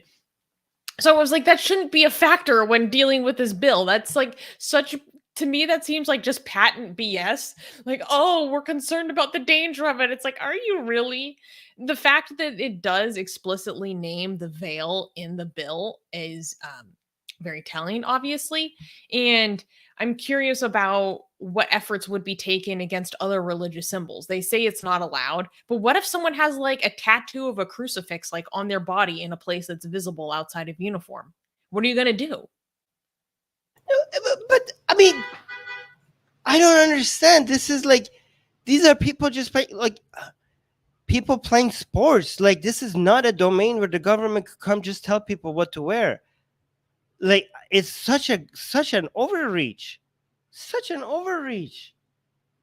The French Soccer Federation already bans women from wearing headscarves in official matches and the competitions it organizes. So that was already in place from a specific federation. Now they want it enacted into law. Is that a governmental body or no? That's just right? the soccer federation. So that's one specific sport. Mm. It's obviously one of the most popular sports, so that's why it's so notable. A lot of people are saying that this is just a political ploy to try to get the right wing to be pulled into, Macron's more centrist positions ahead of like their upcoming presidential election. So that might be a motivation. Here's actually the most charitable take, okay? The most charitable. I know this is going to sound ridiculous, okay? But I'm just putting it out there as something to consider, okay? Let me know what you think about this. Maybe this is a bill, such a suggestion, okay? Maybe this is helpful to Muslims. Do you know how? This is a good thing for Muslims in France. Think about how. Think how. Because maybe it will show genuine government overreach. No. How could people in the live chat? How could this be beneficial to Muslims in France? Oh wait, you don't like sports because sports you get injured in sports. So would it be because they're being prevented from getting sports No, injuries? no. Let me stop. No. No. It's because if Macron loses, it would be these right-leaning parties that would win, and they would be a lot worse, right? So maybe Macron doing something that gets the vote of all of these extreme right-leaning people in France would be a good thing, because whatever they introduce will be less harsh, because they're trying to make sure that these right-leaning parties don't win, right? So they're stealing their voter base by appealing to them a little bit, right? And that way Macron will stay in power, and Muslims will be safe from more right-leaning parties. Do you know what I mean? So maybe giving them something as a way to avoid giving them everything. That's I think that's maybe the best we're gonna get in terms that's of the best we're gonna get. Yeah. argument. I think this is absurd. Yes, this is absurd. All Yeah, I'm just trying to. competition, like Yeah. All right, let me give an advice to Muslims in France. Okay. Muslim, you need to do a fundraising. Okay, and you need to make a 5-minute comedy skit. Actually, any Muslim YouTuber in France or anybody. Okay, this is a golden opportunity. Okay, go and make a comedy, 5-minute comedy video, right? And make women playing soccer with their hijab, and make that hijab come off and attack everybody, right? Make it so like it's make it. It starts pretty mild. It starts pretty mild as it starts to like, oh my god, my hijab is like a little bit like tight, like, oh, can you breathe? Like, no, I'm suffocating, like, no, what's happening? And then it's like, oh my god, like, yeah, get it off, and you can't get it off, and then the hijab comes, like, and after she does, like, oh no, we shouldn't have wearing a hijab during sports, she's dead now, what do we do? But then the hijab comes off and then attacks the rest of them, right? The non-hijabis as well, right? And then like the non-hijabi, like, and then the next one dies, they're like, what do we do? Macron, save us from hijab, or something like that. Make fun of this law, but with that comedy skit. Okay, do it. This is gonna be funny. I think the idea of a attack hijab is hilarious. Yes, it reminds me of Python, like the killer bunny, where they're like, look at that cute little bunny, and it just jumps, and then it's like, get there at the neck, and it's like, oh my god, the jugular. Yeah, exactly. It would be like the Doctor Strange cape, all right, but it would be a hijab. It would just attack everybody. And then, okay, so no, there's like a girl that is not non-hijabi. It starts with a non-hijabi girl that is happy that this is happening, right? Well, actually, no. Okay, it's a non-hijabi girl that hates the hijab, and hates one of another soccer player that is a hijabi there. Like, she doesn't like her. She's like a little bit bigoted against her or something. And then after all of this happens, she wakes up. We realize that this was a dream. Like, the hijab was attacking her and killing her and all of her friends, right? And she wakes up and she realized that the whole thing was a nightmare. And there's a picture of Macron right next to her bed, and she grabs the picture and she holds it, and she's like happy and falls asleep with the picture. She's like, it's okay. Hijab is not going to hurt me. Macron is here to protect me, right? And she falls asleep. And she's like, picture kisses Macron, and like, hijab is not going to hurt. Hijab is not going to hurt me, all right? And she falls asleep. You're being very creative with your whole movie ideas today. All right. One thing I do think is very interesting to consider is this has the opportunity for this can be completely thrown out and erased, right? That could still happen. But if this does go into effect and then France hosts the Olympics, what's going to happen when all like Iran comes and their female athletes have to wear the hijab on the field or on the court, and then in France, there's this prohibition on of it in the competition. So if this does go into effect, there is going to be a huge conflict there. That would be very interesting to follow. I thought I don't think they could. I don't know. I don't. Can they put this law on other people? Okay, I think like this law is not going to pass. Can we say that? I Is don't that know. I have no idea about French politics. this too ridiculous? I think it's like just a way to, like, hey, let's suggest this and make sure it doesn't pass, just so that we could make people happy that, oh yeah, Macron is on your side, something like that.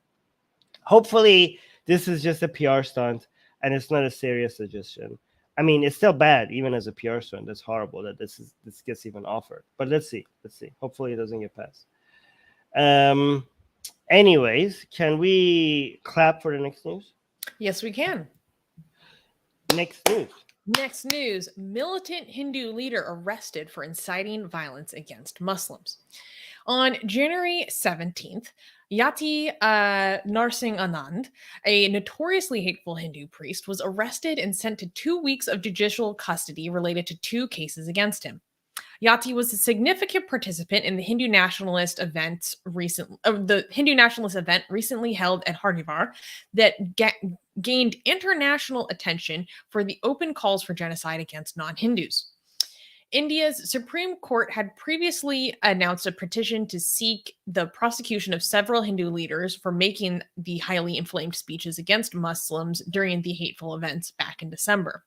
Yati's lawyer, Ma Chetnandand Saraswati, noted that Narsingh Anand faces more than 20 other charges, including attempted murder. Since September 2021, Uttar Pradesh police have lodged 3 FRIs, or First Information Reports, against Narsingh Anand, mainly pertaining to insults against women. A few days after the announcement from the Supreme Court regarding this petition, Narsingh Anand stated on Twitter during an interview, quote, "Those who believe in this system, the police, politicians, and the military will die like dogs." Wow. It's great to see India doing the right thing here, right? Mm-hmm. Yeah. So One thing I this found. Go ahead. Sorry. You go ahead. No, you go ahead. One thing I found very interesting was that I believe he was first arrested for actually the FRIs that were filed against him in September of 2021. And a lot of, like I said, those FIRs filed against him had to do with like insults against women. Based on the way that I've seen some reporting on it, it seems like it was maybe insults against Muslim women, particularly because oftentimes in a lot of Indian journalism that I read, like when it's stated like towards a specific community, they won't name the community, but like it's a minority community, and so you kind of have to piece things together. It's sometimes weird that it's not just named, and including a charge of something along the lines of like outraging the modesty of women. So basically, he had these cases filed against him for, I guess, inflammatory sexist remarks. Let me find the exact charge because the phrasing of it was very interesting to me. But one thing that he got in a lot of trouble for was, if you scroll down a little bit in the news article, when last week we talked about how there was the other guy who was the first guy who was arrested. The new name that he goes by is very long, but Tyagi. I'll just call him for short, or Wasim Rizvi. It was his previous Muslim name. When he was arrested, Yati Narsingh Anand threatened to kill the police who were arresting him, threatened to kill the children of the police that were arresting Tyagi. And then when he was asked to comment on this petition that was put forward by the Supreme Court, wait, can you scroll down a little bit, Armin? So here we see it actually translated. He said, "We have no trust in the Supreme Court and Constitution. This Constitution is book that's basically responsible for the murder of 100 million Hindus. Those who believe in it will be killed. Those who believe in the system, police, army, and then I can't say the end because of YouTube. But look at what it says in the bottom of the video. It is bad when the chyron in the bottom third says views expressed by speakers are there alone. We have nothing to do with it. Not even like they're not necessarily they do not necessarily reflect our views, blah blah blah. Just like this is their opinion. We have nothing to do with it. I've never seen that's how you know it's bad. I've never seen anybody's put a disclaimer the like disclosure. that. Yeah, the disclaimer is usually like, this is not these are not our opinions, blah blah blah. But this one is like, we have nothing. Like like this is for people who are listening to this on our podcast. Like it's not like she's not rephrasing it. It actually says we have nothing to do with it. But you're the guy it's so weird. Yeah, that's funny. No, but yeah. so, by the way, this is why, by the way, India is way ahead of Pakistan still. Okay, like way ahead, right? So yeah, go on. One thing that I also thought was interesting was, as I was researching this today, I learned that within the past less than 24 hours, in fact, some updates less than 12 hours ago, is that the Attorney General gave the okay to initiate contempt proceedings against Yati Narsinganand over his remarks that I just read about the Constitution. So they're basically saying that he's holding the entire judicial system in contempt, and that this is going to promote a lack of trust in the judicial system, a belief in maybe vigilantism. And what I thought was really interesting is that in his full statements in that clip, he actually threatens violence against people. Like anyone who believes in this Constitution, believes in this government at large, believes in this army even, they will die like canines. Like, he's threatening violence, but that's not really what they had an issue necessarily with. The way that I was reading this and the way that the statement went out, it didn't seem like the incitement to violence or the threat, the huge threats, that didn't seem like that was the biggest problem with what he said. He was like, oh, it's contempt of the judicial system. I'm like, what? Are you not? He threatened people are going to die like dogs, man. It's wild. Oh my god. What's so funny? The way you're describing it is very cute. All right. Do we want to add anything or highlight anything in the live chat before we get the next news? Yeah, the Attorney General said his statements, and repeated the statement, is a direct attempt to lower the authority of the Supreme Court in the minds of the general public. No offense, ma'am. That's not as much of my concern as his threat towards freaking anyone who values like the systems of government that make India the country that it is. I don't know. Yeah, so Rudresh is saying Yati hates BJP.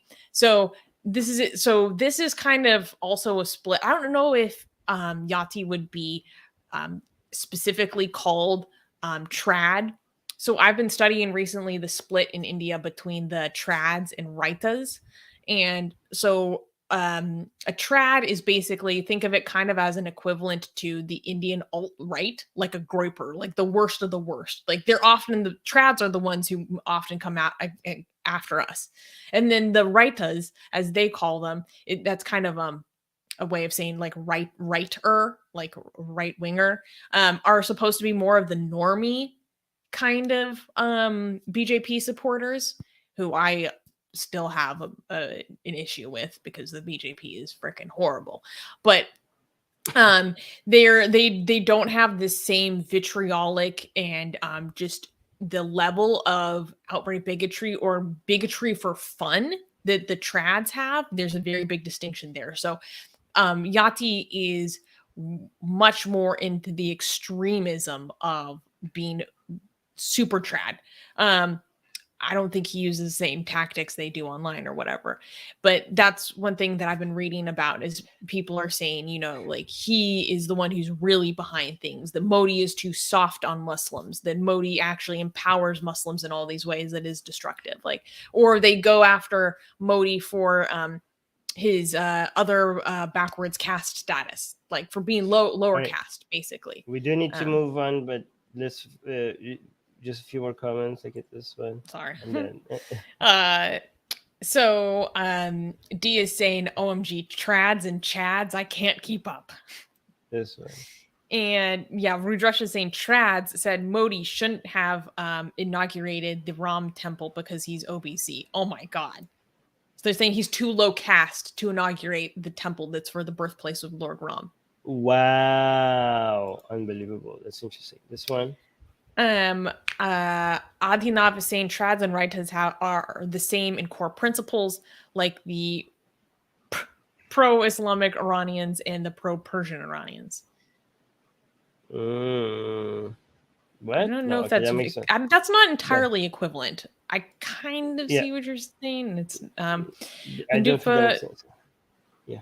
Wait, no, this is a comment from a conversation people are having between each other. No, there was another one. Okay, I There was a highlighted comment the from wrong. Bulbul is saying, Bulbul is saying, I'm against the contempt of court laws. They are derived from blasphemy laws, but this dude sucks. Yes. So for those who don't know, Bulbul is our secret sexy Kali lawyer who helped us get the legal representation that we have now in India. And I was actually joking with her. I told her, I was like, you know, I don't usually wish harm upon people. I'm usually actively opposed to it. We're always, not usually, we're always against harm on people. I kind of want this guy to get like an old-timey pirate disease, like scurvy. Let's not even joke about that. Like, we don't wish harm on anybody. Yeah.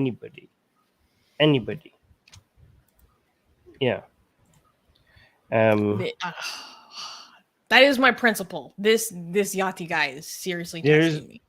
No, yeah, there's no ifs and buts. We don't wish harm on anybody. All right. Secular Rarity saying, all I heard was Bubble is sexy Kali. Sure. All right, can we clap for the next news?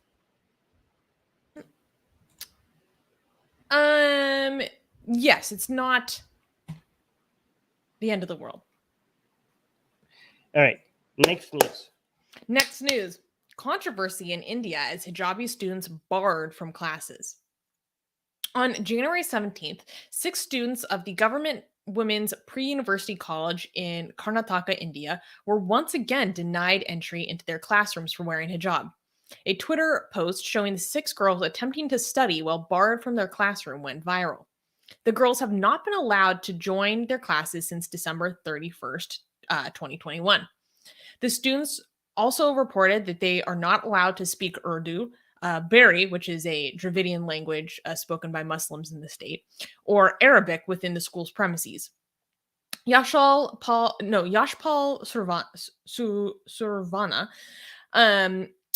vice president of the College Development Committee, clarified that the girls violated the school's uniform policy, which was introduced to offer an egalitarian approach to education. Raghupati Bhatt, chairman of College Development Committee, said that the students should consider going to a different school if they are unwilling to follow the dress code. So this has become actually a surprisingly huge story in India. This, like I said, has been evolving over a series of weeks, and I was aware of it when it first happened, and then it's continued to pick up a lot of steam in the past few weeks, and it's actually starting to get pretty big attention. The fact that these 6 girls, they want to attend class wearing the hijab. They're not allowed to enter the classroom when they do so. And so what they do instead is they take notes that they got from their classmates and try to teach themselves the content. Meanwhile, while they're attempting to attend class, they are repeatedly marked as absent. And they say that they were pressured into signing a letter that says, oh yes, we actually have been completely absent from classes, like we're just completely, um not going to class and all, not attending. They say that they were pressured into basically signing a false letter stating these things. Now, like I said, they also accused the school of not allowing them to speak Urdu, Bari, or Arabic. However, the school administrators completely deny these claims. And the issue at hand is that they are violating the school's uniform policies. I mean, I kind of think that I'm on the side of the school here for this one. Like, unlike the France one, which is coming from the government, and it wasn't even in a school or public school. It was, that one was ridiculous when it comes to like not being able to wear the hijab in private sports competitions. This one is not even coming from government. This is a school. They have a dress code, and I mean, is it easy to go to another school? Like, are finding alternative schools difficult? In that area, I'm not sure. And to be clear, this is a government school. Oh, this is a government school. Okay, no, now I don't defend it. Wait, actually, I do. I don't know. I mean, it's a school. I think it makes sense for the government to be able to. What do you think?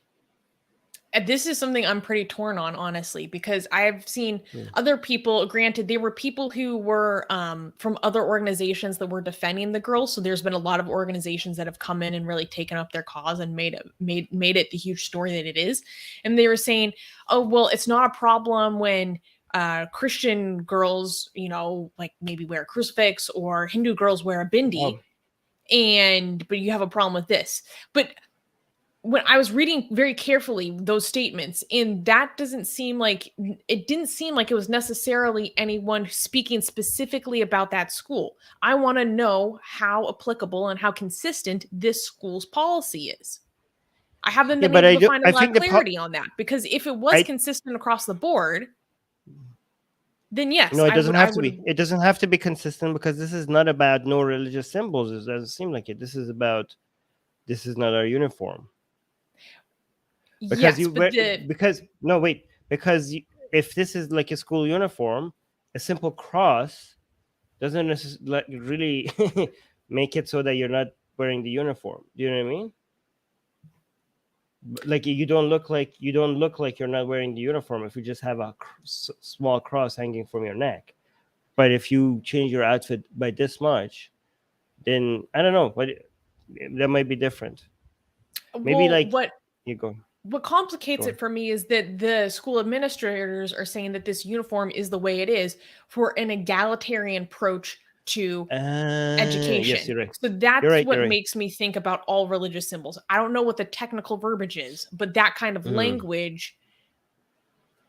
If they're being so let's say this: if they're being consistent, and like a Hindu symbol, like if I don't know what is this called, the thing you put on your that should be that wouldn't be allowed, or a Sikh. Oh wait, is this a boy and girl school or just a girl school? This is a girl school, I believe. No, so it's just going to be mostly about the hijab. But if they are consistent, then I think it's fine. I don't see the issue, unless I don't know about the other accusations. I don't know how legit they are, but I think like a school gets to be able to decide that in this school we don't have any religious symbols in classes. I think a school should be able to decide that. Don't you think? Yeah, but there's a lot of people are saying that this is a violation of their religious freedom because it is a government school. It's literally called government women's pre-university college. Or right. So they should be able to have access to it regardless. Yeah, that's an interesting point. But then in France, though, we defend France doesn't allow this in their schools, and those are governmental schools as well, and we support that. So if we support that and we don't support it here, then we're going to not be consistent. But the reasons why we support it in France is because of a lot of the age issue.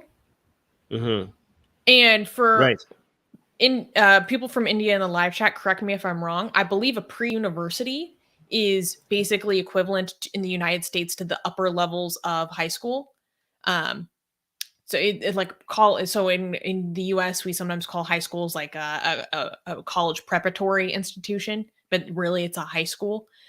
So if that's the case, and that would be the age range, then that would also apply in this case, the standard that we have in France. What do people think? Let us know. I'm torn on this. I don't know if this is. I think we need to think about whether this is allowed or not. Also, we don't know if some of the accusations are correct or not. But we should watch this video. What do you think? It's not. I don't think they're speaking in English. It's just them like standing there, like not allowed to enter the classroom. I think. They're just protesting. They're like, oh, yeah. Everybody's going into class, and they're like, we can't go inside. Mm-hmm. How old are they?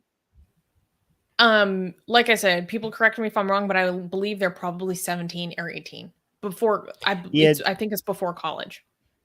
Yeah, I think like if you want to make sure that schools don't have hijab for children, you actually have to be children. You know what I mean? Like I think at certain age, like age 17, you should be able to decide. I don't know. Like I don't know what to think about this. It depends on if they're being. So there's okay. So the complications are. Let me tell you what situation would make it easy for us to support this. Right. One, if this was not a governmental school, like if it was a private school. One, right.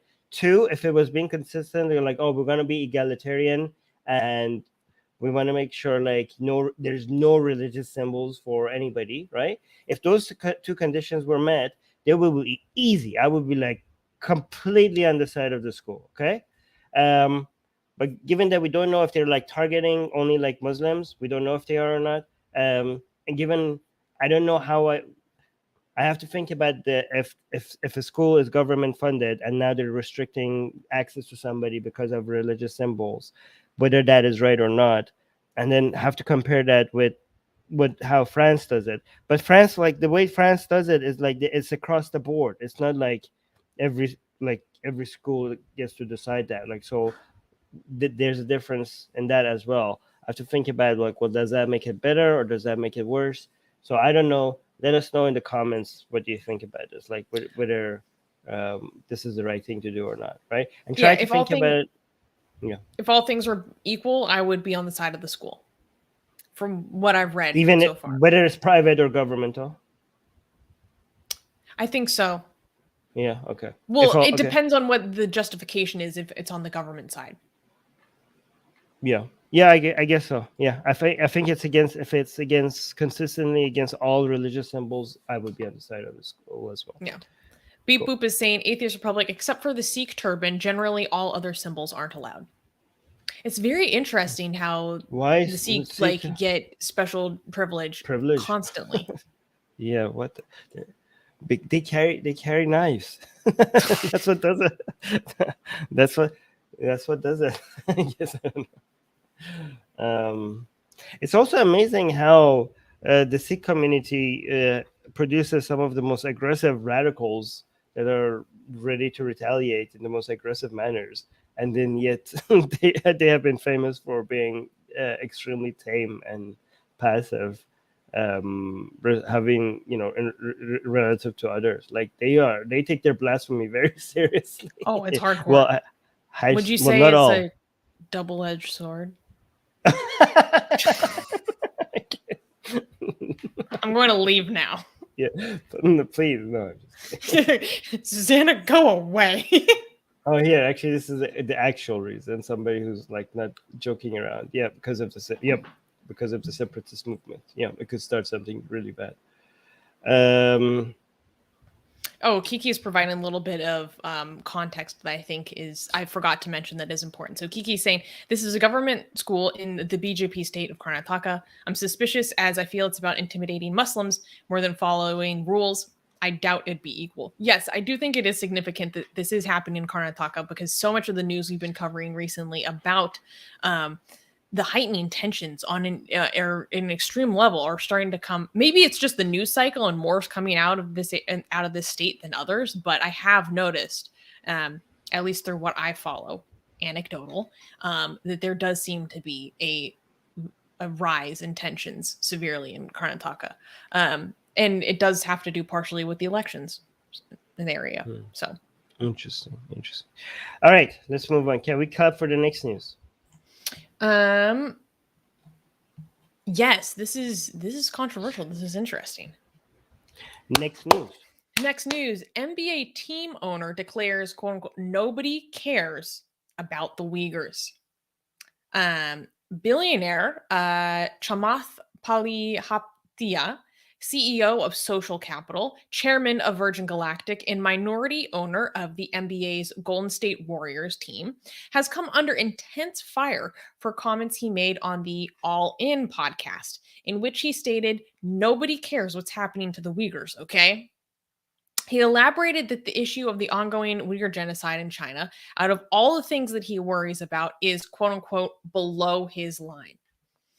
These Oh wait, comments. I thought he was sorry. I want to make something clear. I thought he was warning as if we should care. Like he was like saying like I don't give a crap. That's what he meant. Like, I'm gonna unpack it just a second. Okay, Jesus Christ! I thought he was being good, but yeah, go on. These comments were met with swift backlash, including from outspoken NBA player Anais Cantor-Freedom, who wrote on Instagram, quote, when NBA says we stand for justice, don't forget there are those who sell their soul for money and business, like Chamath Palihapitiya, the owner of the Warriors. On January 17th, Palihapitiya posted a weak apology on his Twitter account, which lacked any mention of the genocide or the Uyghurs. The Warriors team released a statement that said, quote, as a limited investor who has no day-to-day operating functions with the Warriors, Mr. Palihapitiya does not speak on behalf of our franchise, and his views certainly don't reflect those of our organization. What a disgusting comment. I thought this guy was being based. I thought he was like warning people. I mean, it's a little bit of exaggeration. Like some people care about you guys, but he was like, I thought he was like bringing attention to the lack of care that like we need to care more about Uyghurs. Like, no, why is nobody caring? Like, no, apparently, like he was like screwed. Like, wow, what a like. So if you scroll down, we can watch a clip of what he said. This one, yes, unbelievable. Nobody cares about. Wait, what was that sound? Yeah, nobody cares about what's happening to the Uyghurs, okay? You bring it up because you really care, and I think that's wow. Nice that you care. The rest of us don't care. I'm just telling you a very hard. Wait, you're saying you personally don't care? I'm telling you a very hard, ugly truth, okay? Of all the things that I care about, yes, it is below my line. Okay? Of all the things that I care about, it is below my line. Disappointing. Wow, one more time. Hold on. I can't believe this man. What a disgusting garbage human. Nobody cares about. Nobody cares about what's happening to the Uyghurs. Okay, you bring it up because you really care, and I think that's nice that you care. Look at this guy's reaction is perfect. Look at the disappointment in his face. Like what? Look at the shock. Like what? Look at him. Look at his face. Look at what? Look at this is the best reaction you could ever ask for. Look at his face. And I think what do you mean? What? What do you mean nobody cares? Look at this.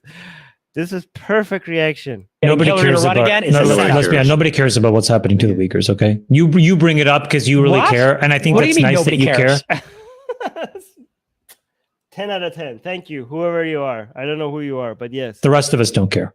I'm just telling you a very. Well, I mean, good to know. Thank you for letting us know. Like, I don't know who you are, but I hope this is forever. This will be what people remember you for, right? This would be the highlight. I don't know, whatever you have accomplished, whatever you have done, this needs to be highlight. You are beneath the rest of us that care about other human beings. Okay, so good to know. Hard. Wait, you're saying you personally don't care? I'm telling you a very hard, ugly truth. Okay, of all the things that I care about, yes, it is below my line. So it's very interesting because people think like they're being they're better because they're telling you a truth that other people won't tell you, right? But we don't shy away from telling the truth, and the truth is like, yeah, you are an asshole. Well, like, oh, look at me. So like, this is not a revelation that seems to be like people think like, oh, I'm just like other people hide this, and I don't. I will tell people I'm direct and honest with people. Okay. Well, yeah, you're being direct and honest with people. Thank you for being very clear and transparent about the fact that you are an asshole. right? You are a garbage. I mean, I shouldn't say that because YouTube is going to give me a strike last time I said that, right? But but you are. You are beneath the rest of us because we care about other human beings and you don't. But go on. What are you going to say? Well, I'm going to throw a little bit of a wrench into this. So this is a 20-second clip from a 40-minute discussion on human rights. Wait, are you saying he's going to be a good person and this was taken out of context? I'm not completely. Okay, but wait, let me finish this video because I like how this ended. Hold on 1 second. Okay, of all the things that I care about, it is below my line. Disappointing. Nobody cares. Disappointed. All right, but yeah, go on. So this was this clip is taken from his reaction immediately after the other guy in the clip, his name is Jason, whose face flashes up, who was like, "Oh, what? You don't care?" So that's Jason. So immediately preceding when this was clipped, Jason was talking about the segment was supposed to be about how President Biden's approval ratings are extremely low. And they were talking about different policies he's had. And Jason was like, I think Biden made a very strong statement about the Uyghurs. I really liked that, but it's not showing up in the polls. And then Chamath says, I'm going to be honest with you, no one cares. So he's saying that's why it's not showing up in the polls, because no one cares. But then he added himself. Yes, here's the issue. And then repeatedly throughout the rest of this 40-minute segment, which the total podcast was like 90 minutes long, it is clear that he is actually making a personal statement. Yes. And the discussion turns into a larger dissection of he basically is of the opinion that you don't have a right or you shouldn't speak out about human rights issues in other countries until you've cleaned up your own backyard. He says that numerous times. And Jason is saying we can care about multiple things. And Chamath keeps on trying to make this equivalence between the human rights abuses in the United States and the human rights abuses of China. And oh my God. Trying to do like a really bad equivalence or cost-benefit analysis, not cost-benefit analysis, but yeah, like trying to do an equation of equivalence where he's saying, okay, well, they keep on saying, okay, so 10 Uyghurs get tortured in a concentration camp. Like, how does that compare against 10 million Black men who are falsely accused and put in prison? You know, these are just numbers they're making up. And Jason is saying, you can't make those equivalencies on those levels. You should make an individual equivalency between the experiences of those two people. Any Uyghur going from that situation would say, yes, I would take the individual experience of that happening to me in the United States over what's happening here. And then it turns into a discussion of how is the Uyghur situation just being used as a narrative to push anti-China rhetoric and to vie for political power. And then also, at what point is it appropriate to value human rights when making decisions? So Chamath was basically saying that he thinks that caring about human rights in the way that his co-host Jason does is a luxury belief. He says that repeatedly. I think this is a luxury belief. And he was basically saying that Chamath is someone who was a refugee from Sri Lanka. And he's saying, when I came from that area, I abdicated my ability to criticize outwards. That's not verbatim. And when I adopted this country, I adopted the responsibility of tackling the issues in the country that adopted me. So my focus is on the US, and I don't care. And I do think he and some of the other co-hosts were making a valid point by saying that there is a level of exhaustion that many Americans experience when talking about these human rights issues in other countries, because they're like, I'm dealing with inflation, I'm dealing with empty shelves, I'm dealing with the schools being crappy in my area, I'm dealing with crime, I'm dealing with my car being jacked. Like, and my government wants to constantly, signal about these other places, but what are you doing for me? What are you doing to make my life better? So trying to basically talk about kind of a domestic moral exhaustion, which I think was an interesting conversation to have. I think that's bullcrap. You don't have to be like, nobody's demanding you to do something about all of this. But you're making an effort to say like you don't care. Like it actually requires more effort to make a signal that you don't care about. Like how much, imagine if you're going through so much in your life, right? And I just tell you like, hey, so-and-so's kids just died from cancer, right? Like how much effort are you going to need to care, to just be upset about that, right? I mean, if you say like, hey, I don't care that my friend's kids just died because I'm exhausted with what's going on in my life. People are like, what are you talking about? What does one got to do with the other? Like, we're not when people like, we're not saying like, oh, go and help them, but it actually requires effort not to care. Like you just hear something and you get upset about other people's misery. How much effort does that need? How is your exhaustion could come in your way of actually feeling sympathy for your fellow human beings? What effort do you need to, people need to, like, this is just feeling. This is just like you hear something and you feel something about it. And if you don't feel something about it, then there's something wrong with you. Right? He repeatedly said that like he doesn't care about that. He cares about systemic racism in the United States. Like, so like anything else outwards, like, is like not his concern at all. Like, doesn't matter to him. Not his concern, as in you don't have to, like, I think it's fair to say that you want to focus on something when it comes to resolving something. You don't have, you have to pick your battles. You can't just fight every fight, but just like, you don't even feel bad about it. Like, just because you're focusing on one fight and not the other, the fact that a lot of people are being mistreated and you just don't feel nothing. Like you don't even feel like, oh, that's unfortunate. Nothing, just because you're focusing on another problem.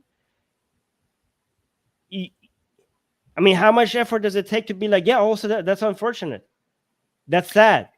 Like how what is that going to do against your activism on, like, good job, you're focusing on something else and you're fixing those other issues.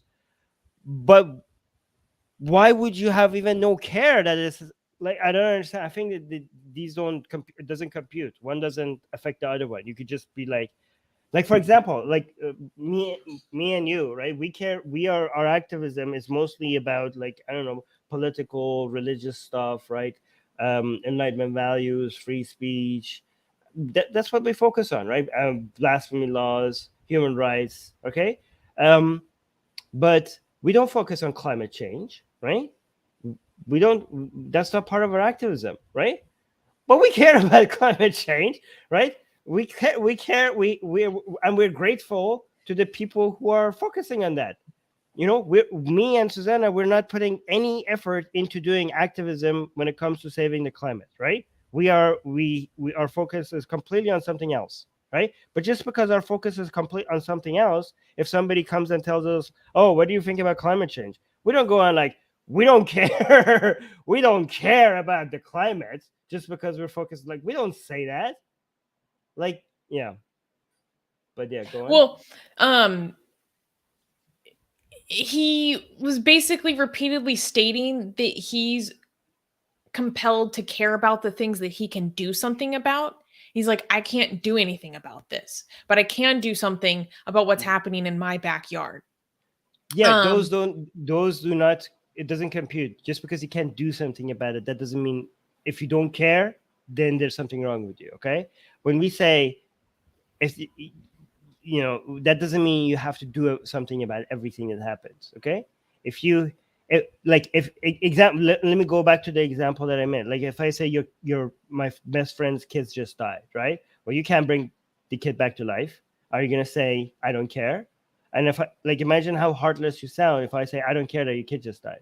And I'm like, what? You don't care that the kid just died? Like, well, I can't bring it back to life, so I'm only going to care about the things that I can change. Like, what? Like, yeah, I'm gonna not care that your kid just died because I can't do anything about it. Doesn't make sense.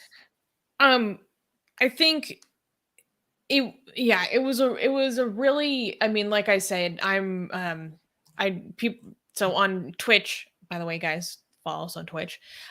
Free the Uyghurs Now is saying, no, Susanna, America lost its only caring about itself card when it interfered in so many countries. America is an empire, not a country. So, guys, let me be clear. These are not my positions. I am just doing my best to summarize and convey to you the full totality of what this guy was saying, which was 40 minutes long and not 20 seconds long. So again, these are not my positions. I'm just trying to accurately portray his position.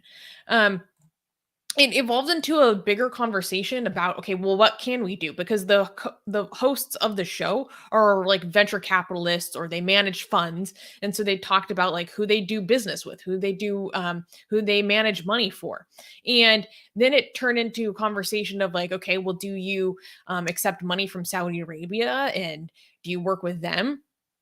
And Chamath was like, yeah, one of my companies was started by people who do accept money from the Saudis. Yeah. And they kept on bringing up the issue of Jamal Khashoggi, and they never mentioned Yemen once. Like, they kept on holding up Khashoggi as this giant, scarlet letter against Saudi Arabia. And I thought that was so interesting because, once again, that's the scarlet letter against the KSA, not Yemen. However, this is important, guys. I do my research. So today, like less than 24 hours before the show, the newest episode of the podcast came out. And so they were reacting to this massive outrage that hit them.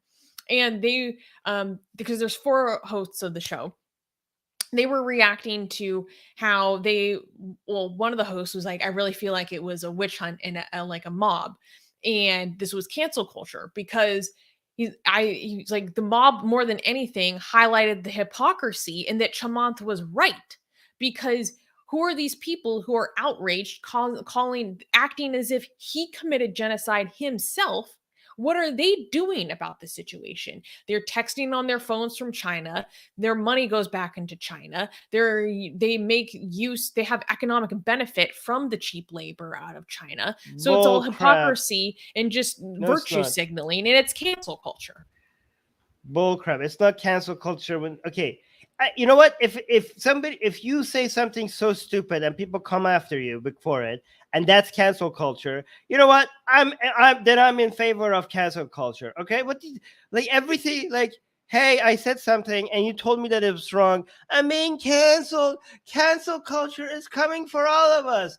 Boo fucking who? Oh my god, these crybabies. They can't just like, how have you been canceled? You're still speaking. Have you been banned from everywhere? Even we don't claim cancel. Like, we lost our accounts and we haven't even been claiming that we're a victim of cancel culture, right? Like, these people, how is this cancel culture? Well, they're talking about the reaction that they got and the hypocrisy. They didn't actually claim to be full canceled. They were talking about that attitude. Okay, here's the thing, that nobody can say anything to anybody. I'm pretty sure I could touch something somewhere here, like there's some child rape everywhere. Okay, nobody point anything out ever. Every single one of you are using technology right now to talk to us. Okay, somewhere in one of the products you're using, there was child labor use, either in the clothes that you're wearing or in the technology that you're using. Okay, so nobody can bring anything up about anything because we're all hypocrites. Okay, nothing, either in the food that you're eating, the clothes that you're wearing, or the technology that you're using, there's some crime, some human rights violations that has been responsible for something that you're using. Okay, so next time, actually, let's use this tactic. Okay, next time somebody calls you out for anything, if you say, just be like, hey, nice phone you have there. How much child labor do you know? You're a hypocrite. You can't tell me that I'm wrong. You have child labor in your hand. Like, what are you talking about? What? Like, okay, then shut up. Everybody just shut up. Nobody point anything out. What standards? What I thought was really interesting was based on, so his co-host Jason was giving him a lot of pushback on a lot of things he was saying. He's like, the United States isn't doing anything about this. And he's like, actually, we have sanctions. We have these thing. Something went through Congress recently. I think what went through Congress was about business coming out of the Xinjiang region. And he kept on saying like, the US isn't doing anything about it. And then when I watched the episode that came out a few hours ago, I noticed that I could tell by the way that all of the hosts were talking about it was that all of them, well, the guy who gave him the pushback, Jason, was already very well informed, but I could tell that the other ones actually learned a lot more in the week since this transpired based on the way that they were talking. And what's interesting is they actually brought up the atrocities in Yemen during this new episode that just came out like today. When talking again about the issues of who do we do business with, who do we economic incentives and all this stuff. So there was some growth. I feel like it didn't fully seem authentic to me. Some stuff coming from him. But yeah, I feel like what I did think was interesting. They said more than anything, the outrage over Chamath saying this may have actually helped raise awareness about the Uyghurs. Yes, you're like a sacrifice that we're putting at the altar, your reputation for us to use to bring more attention to to this issue. I do agree though that the politics, the anti-Chinese politics, makes it more politically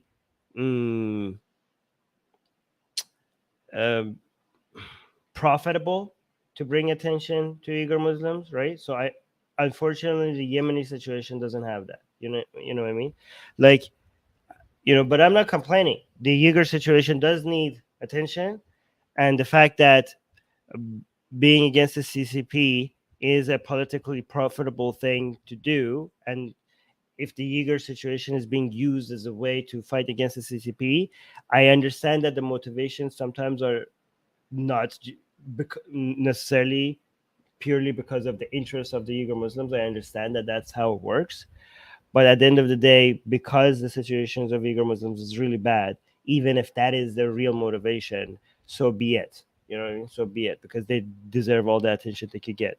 Like we see, like when it's not politically profitable to bring up the attention to people that need attention, like the civilians in Yemen, then you don't get nearly as much attention. So guys, like, bring attention to the Uyghur situation in China, but also remember the forgotten war, and the greatest humanitarian crisis of our time right now is happening in Yemen, and not many people are talking about it. So please try to educate yourself about that and bring more attention to what's happening there as well.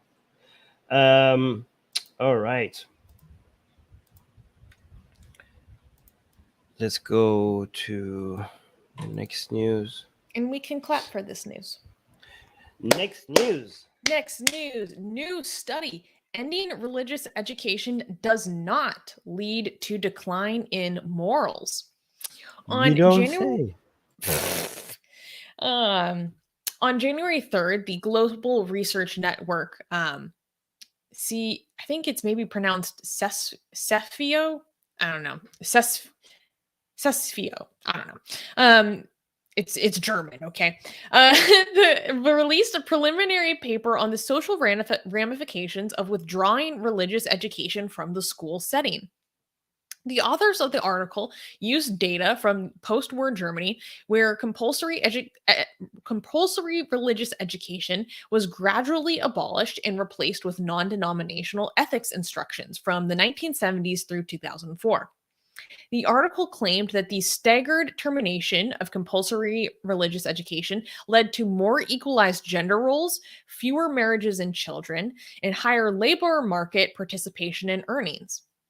The paper found that earlier termination of compulsory religious education also reduced private religious practice like prayer and public religiousness like church attendance.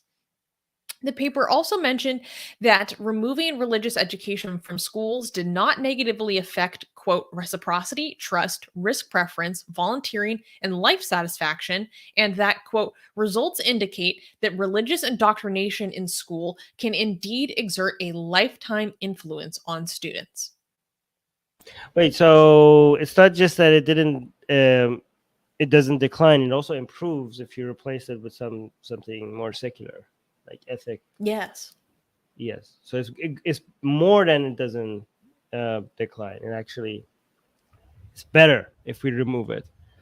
This is great. We need to, guys. Like I was joking when I said like you don't say, because it seems like some people. Qasim is also saying, does it really need a study to know? Yes, it does. Yes, it does. Just because something is intuitive, seems intuitive to us, that doesn't mean that we should just accept it as truth. We do need studies to just make sure that the data confirms or doesn't or rejects our intuitions, right? So it's good to have this.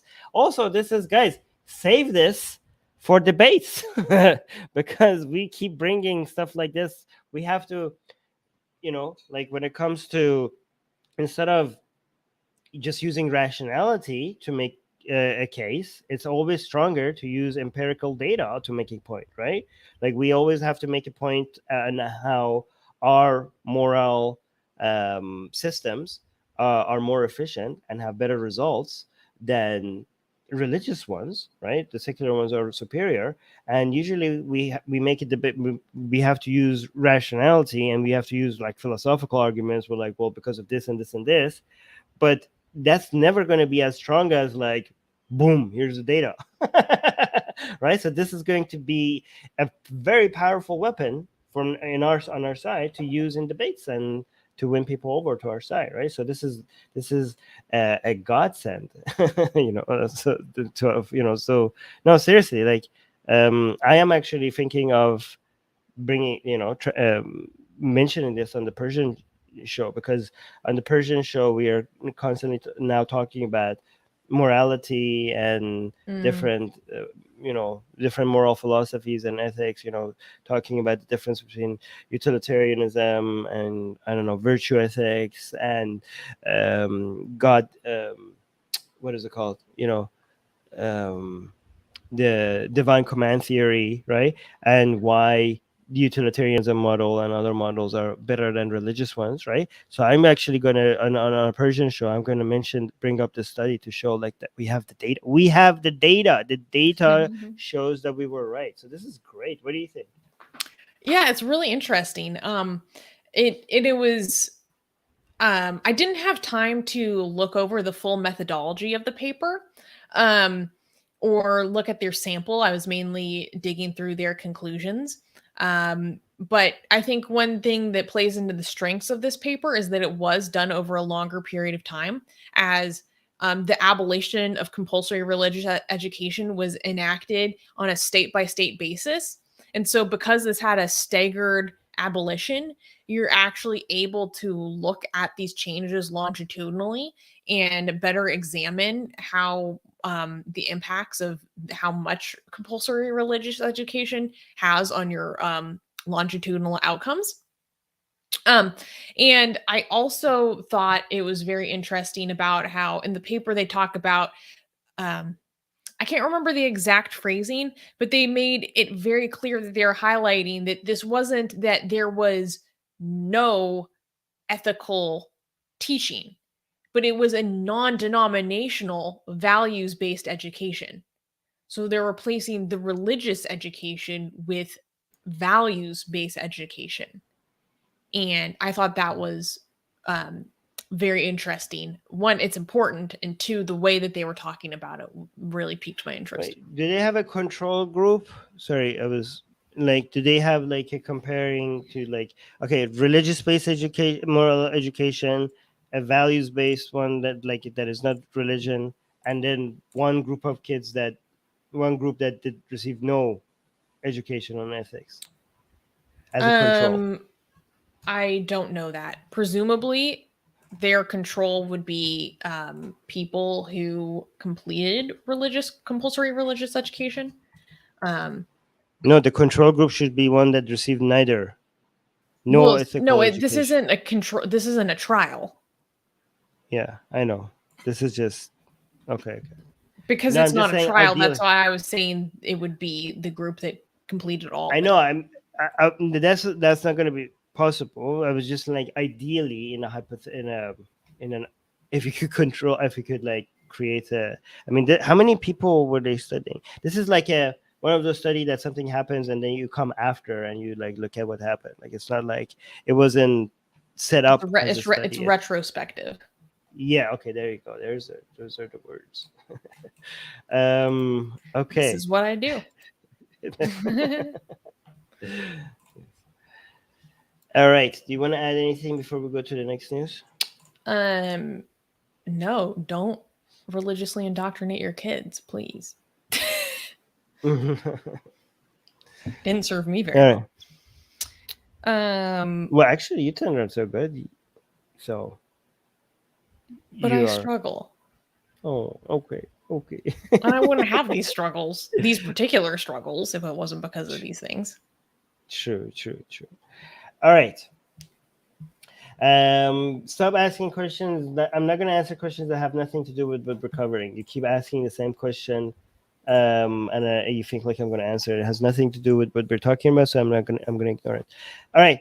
Can we clap for the next news? Yes, we can. Next news. California state universities to include caste in anti-discrimination policies. So, California State University, or CSU, has become the first university system in the United States to add caste to its anti-discrimination policy. The decision will be implemented at all 23 campuses within the CSU university system. There is well-documented evidence that Dalits, more commonly known outside of South Asia as the untouchables, experienced caste-based discrimination even in the United States. According to the nonprofit Equality Labs, 1 in 3 Dalits in the U.S. experience discrimination in educational space. 2 in 3 are mistreated in their workplace. 1 in 3 experience discrimination in educational space. And, wait, I already read that. Sorry. 1 in 4 experience physical and verbal assault relating to their caste. Prem Pardiyar, a Nepali Dalit and CSU East Bay graduate, is one of the vital figures behind this policy change. He mentioned in an NBC interview that he and his family had to flee Nepal because they were attacked for their caste identity and for speaking out against caste atrocities. He managed to get caste protections first passed within his Department of Social Work, then at his university, and now throughout the Cal State system. Woohoo! Great. And this is gonna set a precedent, right? Yes, this is a huge precedent. Guys, this is major. The CSU the Cal State University system is the largest 4-year university system in the United States. This is amazing. And it's also an acknowledgement of how big of a deal the whole caste situation is. You know. Yes. Like it's the effect on it is way beyond just one university. It also could set a precedent for eventually this becoming like governments or like bigger institutions looking into this as something. This is an important civil rights movement, right? So it's good that some institutions are leading and making an effort to make sure they fight against this. It could inspire many other institutions around the world, not just in the US, to follow. Like now, like if anybody else wants to do it, it's not like unheard of. You could be like, well, they did it, right? Why not? Why can't we do it, right? And also, like and even like there would be value, like even if a university doesn't have a single lower caste or outcast person in there, just like the state just putting this there, like, oh, we don't tolerate this here. It's a statement, right? It's a statement that by itself is actually bringing attention to the struggles of lower caste and outcast people, this should be celebrated. This is fantastic. Yeah, I think I was watching some interviews with Prem, and he seems like a really amazing guy. And he talked about how when he came to the US, he was like, I thought that this is something that I was going to be able to put behind me. But this is something I still continued to experience in like every aspect of my life in America still. And it disturbed me that I would experience this on campus. And there were other Dalit students who said that they would be with other South Asians, and there would be a presumption that they were also from an upper or privileged caste. And because they didn't know their true caste status, they would start talking really poorly and using slurs and denigrating lower caste people because they thought they were like in safe company. And people might think like, why is this important? And it's important to have these policies because now there's actually reprimand against it, and it addresses it specifically and accurately. Because if you try to use maybe a policy that is for racism that doesn't fully capture the experience, and it doesn't capture the nature of the bigotry or discrimination. So it's important to have it precisely described on the books, because that's also how there will be more accurate actions against it, right? It'll hold up under scrutiny. I also have a particular soft spot that this movement began at CSU East Bay, because fun fact, I've lectured at CSU East Bay. Oh, wow. Yeah. That's pretty cool. I think it's also really important that this is originating in the Bay Area, because CSU East Bay is in Hayward, which is in the outer East Bay, and Equality Labs, which I mentioned previously, has said that they have received complaints of discrimination in every major tech company, Google, Zoom, Cisco, Twitter, Facebook. The list just goes on and on and on. And so much of that is centered in the East Bay, or the Bay Area in general. So I think it's very relevant and needed that this is that the fight for this, what in the push came out of the Bay Area, because it's very relevant to the experiences of many South Asians here. Interesting. All right, I do want to highlight this. Yeah, what you highlighted this one. What is this one? Captain Nadara saying, I hope this stops any shoulder tapping tests. So yes, that would be considered a form of discrimination. Correct me if I'm wrong, but I believe the shoulder tapping test refers to basically feeling someone's shoulder to see if they're wearing, I forget the name of it, but they're the strings that Brahmins or twice-borns wear underneath their clothing. What's the name of that? It starts with a P. It doesn't, yeah, never mind. Okay. So yes, that's a subtle form of discrimination. Interesting. I didn't know about that.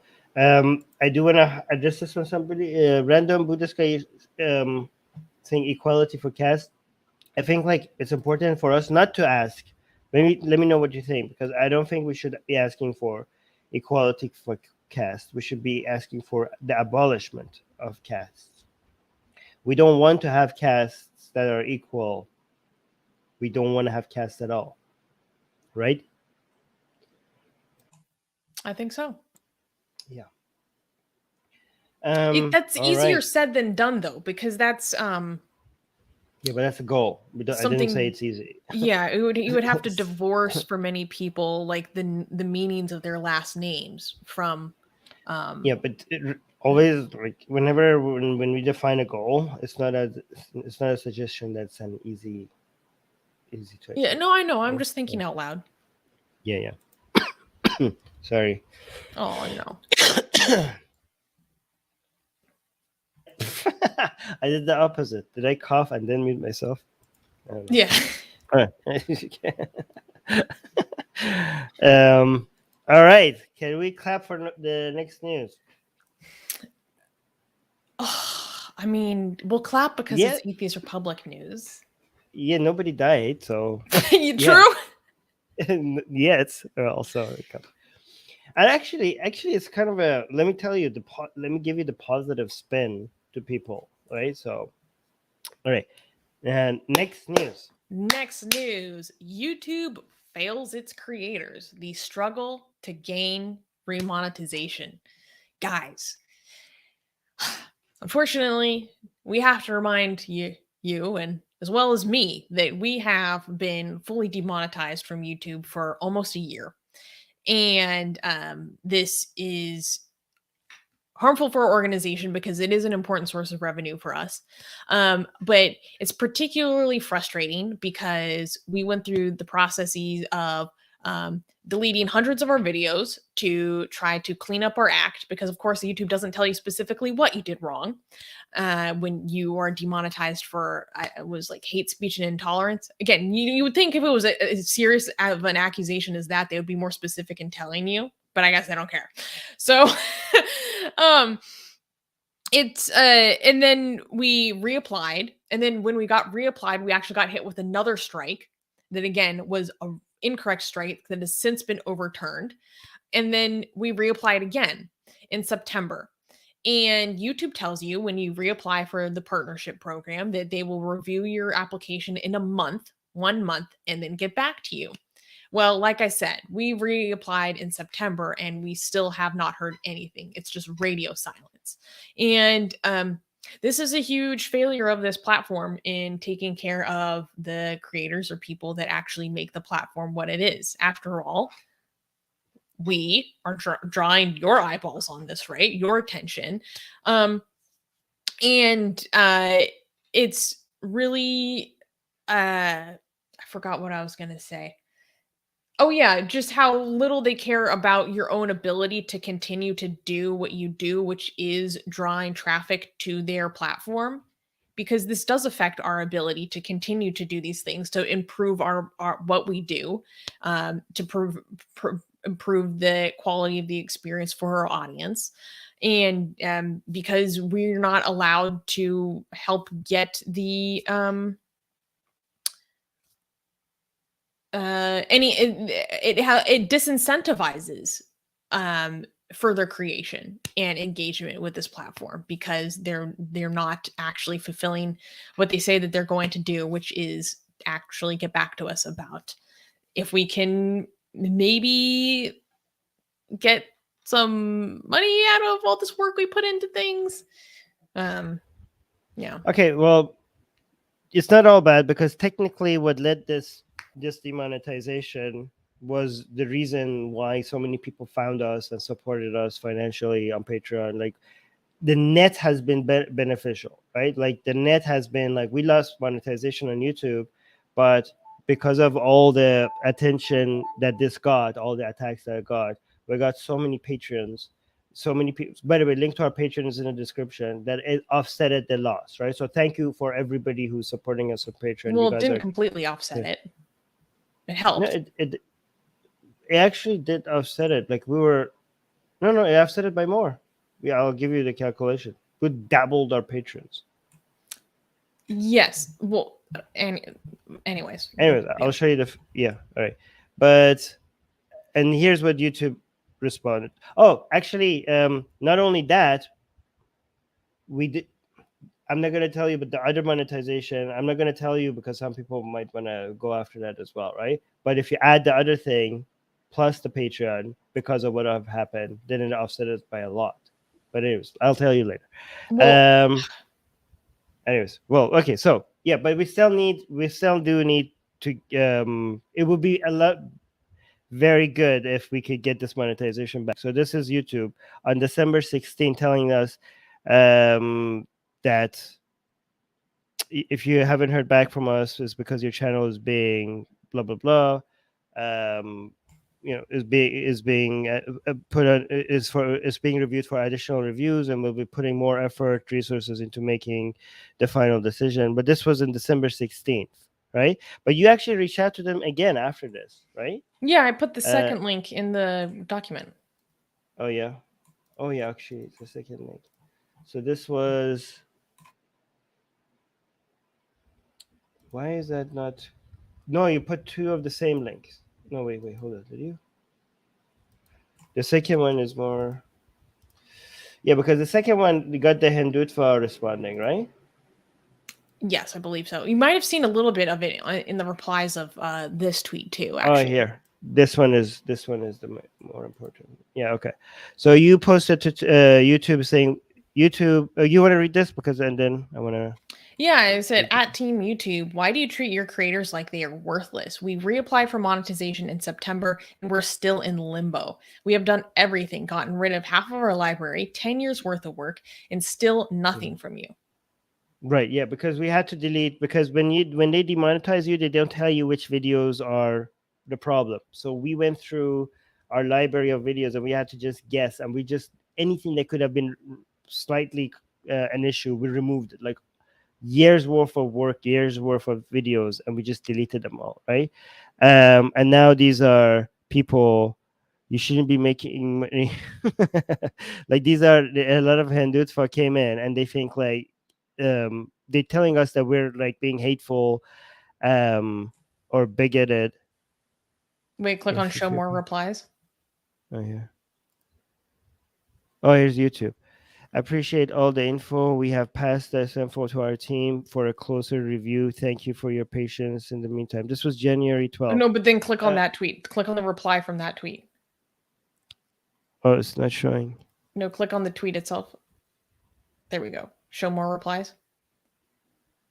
Wait, it's not showing up? Okay, well, yeah, I saw people tagging YouTube with our videos trying to prove that we are Hindu phobic and hate Hindus and all this stuff. Like, look, YouTube, I can't believe that you allow these people on your platform, blah, blah, blah, blah, blah. Like, here are these videos. Look at them. I'm like, oh my God. One of them was literally just us joking, like very obviously making a joke and being sarcastic. So look at this, right? So it says your reapplication is under review. So this is the second reapplication that we did. The first reapplication was denied and gave us a strike. Okay, it was denied and gave us a strike, and the strike we appealed the strike with the help of Abdullah Samir, and they realized that the strike was wrong. Okay, the strike was wrong, and they were like, okay, they removed the strike. But then like, okay, if then the application shouldn't have been rejected. Then why did you reject our application? But no, then we had to reapply again, and this reapplication has been completely ignored, right? So it's like you reapplied on September 27th, 2021. We will review your channel and email you with the decision, typically within a month. This was September. This was in September 2021, and they said that we will make a decision and reply within a month, and we haven't heard anything from them yet, right? So guys, if you could support us on Patreon, because this is a lot of revenue that we're not making back, so that would be fantastic. And if you know any way for us to reach anybody on YouTube to take a look at this, please let us know, or email if you me have any contact. at Susanna at atheistrepublic.com. Yes, can you put that in the live chat so people can see? Yeah. Oh, somebody's saying this is so sweet. You highlighted this. Yeah. So, yeah. Hey there, Nordic is saying, I think you guys are really underrated. That made me smile. Thank you. Yeah.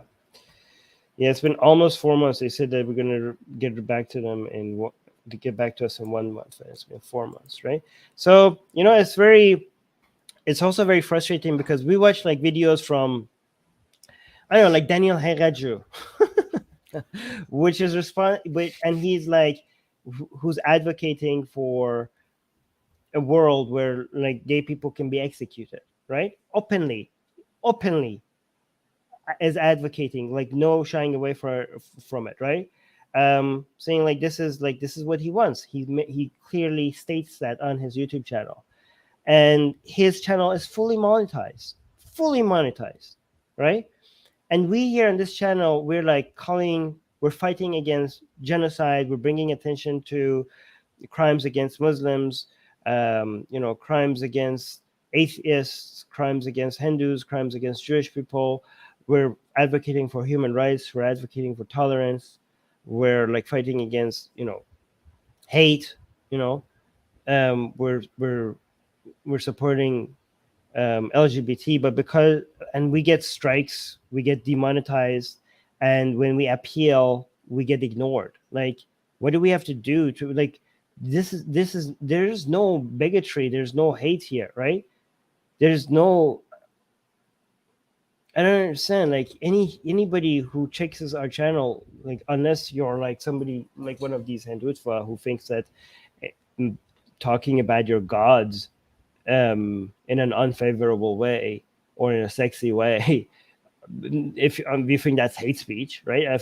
If you think like that, or if but that's not even why we get these demonetizations or strikes for. Like we get these demonetizations because we're talking about genocide or like terrorism or stuff like that, and we're condemning it, or we're bringing attention to some other people's harmful opinions about it, like, and then YouTube keeps thinking that we're saying it, right? Like one of the strikes we got was about this pandemic, and we were highlighting some Catholic church's conspiracy theories, and YouTube thought that we were saying it, right? And we got a strike for that, right? And another time we were defending a Muslim for not against discrimination, right? And YouTube was thinking, that's one way to describe it, I guess. I mean, against her rights being taken away, right? And for some reason, YouTube thought that we were being hateful. We were actually being, our community was going after us for not being hateful enough. We were like being, by some people's standards, too tolerant. And then YouTube gave us a strike on that for being hateful. Like, this was the least hateful video you could ever make, because if anything, people were accusing us of being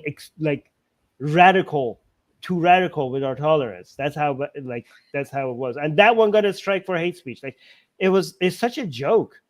And now the demonetization, there's no way for us to tell why we've been demonetized. Like, we have to delete videos to get our monetization back without YouTube ever telling us which videos are the issues. And then we did it. We deleted like hundreds, like I think 500 videos at least.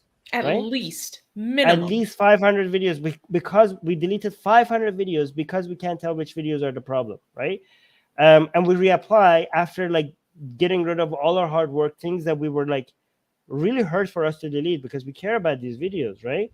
And then we go, okay, like this should be safe. We deleted everything, right? And now we reapply, and 4 months later, nothing.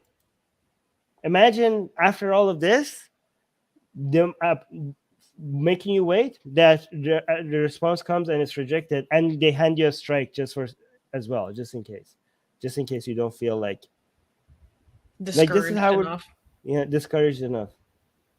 Like, it's so ridiculous. Like, I think like we're providing something special here. Like, we are putting a lot of effort into providing something that other channels are not doing. Like, we are, but not only our channel is not growing because of all these like things in the algorithm that makes it difficult for us to get for our channel to get suggested to other people. We can't even get monetized with with the level of audience that we already have, right? But I don't want to like be all negative, right? I know Susanna doesn't. I know you don't want me to mention as if like it's all solved, okay? But I do want to be grateful for our patrons, right? Oh, we can. We wouldn't be possible without our patrons. I'm not trying to act ungrateful. I just. Yeah. So, but whether it's offsets it or not, well, me and Susanna may disagree. It does. What matters is that it's you guys are really keeping the channel alive. So thank you for that. All right. Anyways, so yes, please. This is Susanna's email. If you have any contacts, if you have any suggestion on how we can get our monetization back, please reach out to Susanna. If you know anybody at YouTube that could take a look at our channel, like, this channel does deserve to be monetized, right? So please do something, talk to somebody, tell us something, put us in touch with somebody. And if you can't do anything, any of that, please try to support us on Patreon, link in the description. And if you can't do even that, then please just like the video, just so that they could get more visibility. All right. And subscribe. Stick around. Yes. Anyways, okay. Thank you guys, and thank you for being here. And yes, I have to check in. Can you remind me? Okay, I'm gonna check into Streamlabs as well. Let me actually add that to my to-do list right now. Anyway, guys, thank you so much, and talk to you guys soon. Bye-bye. Bye.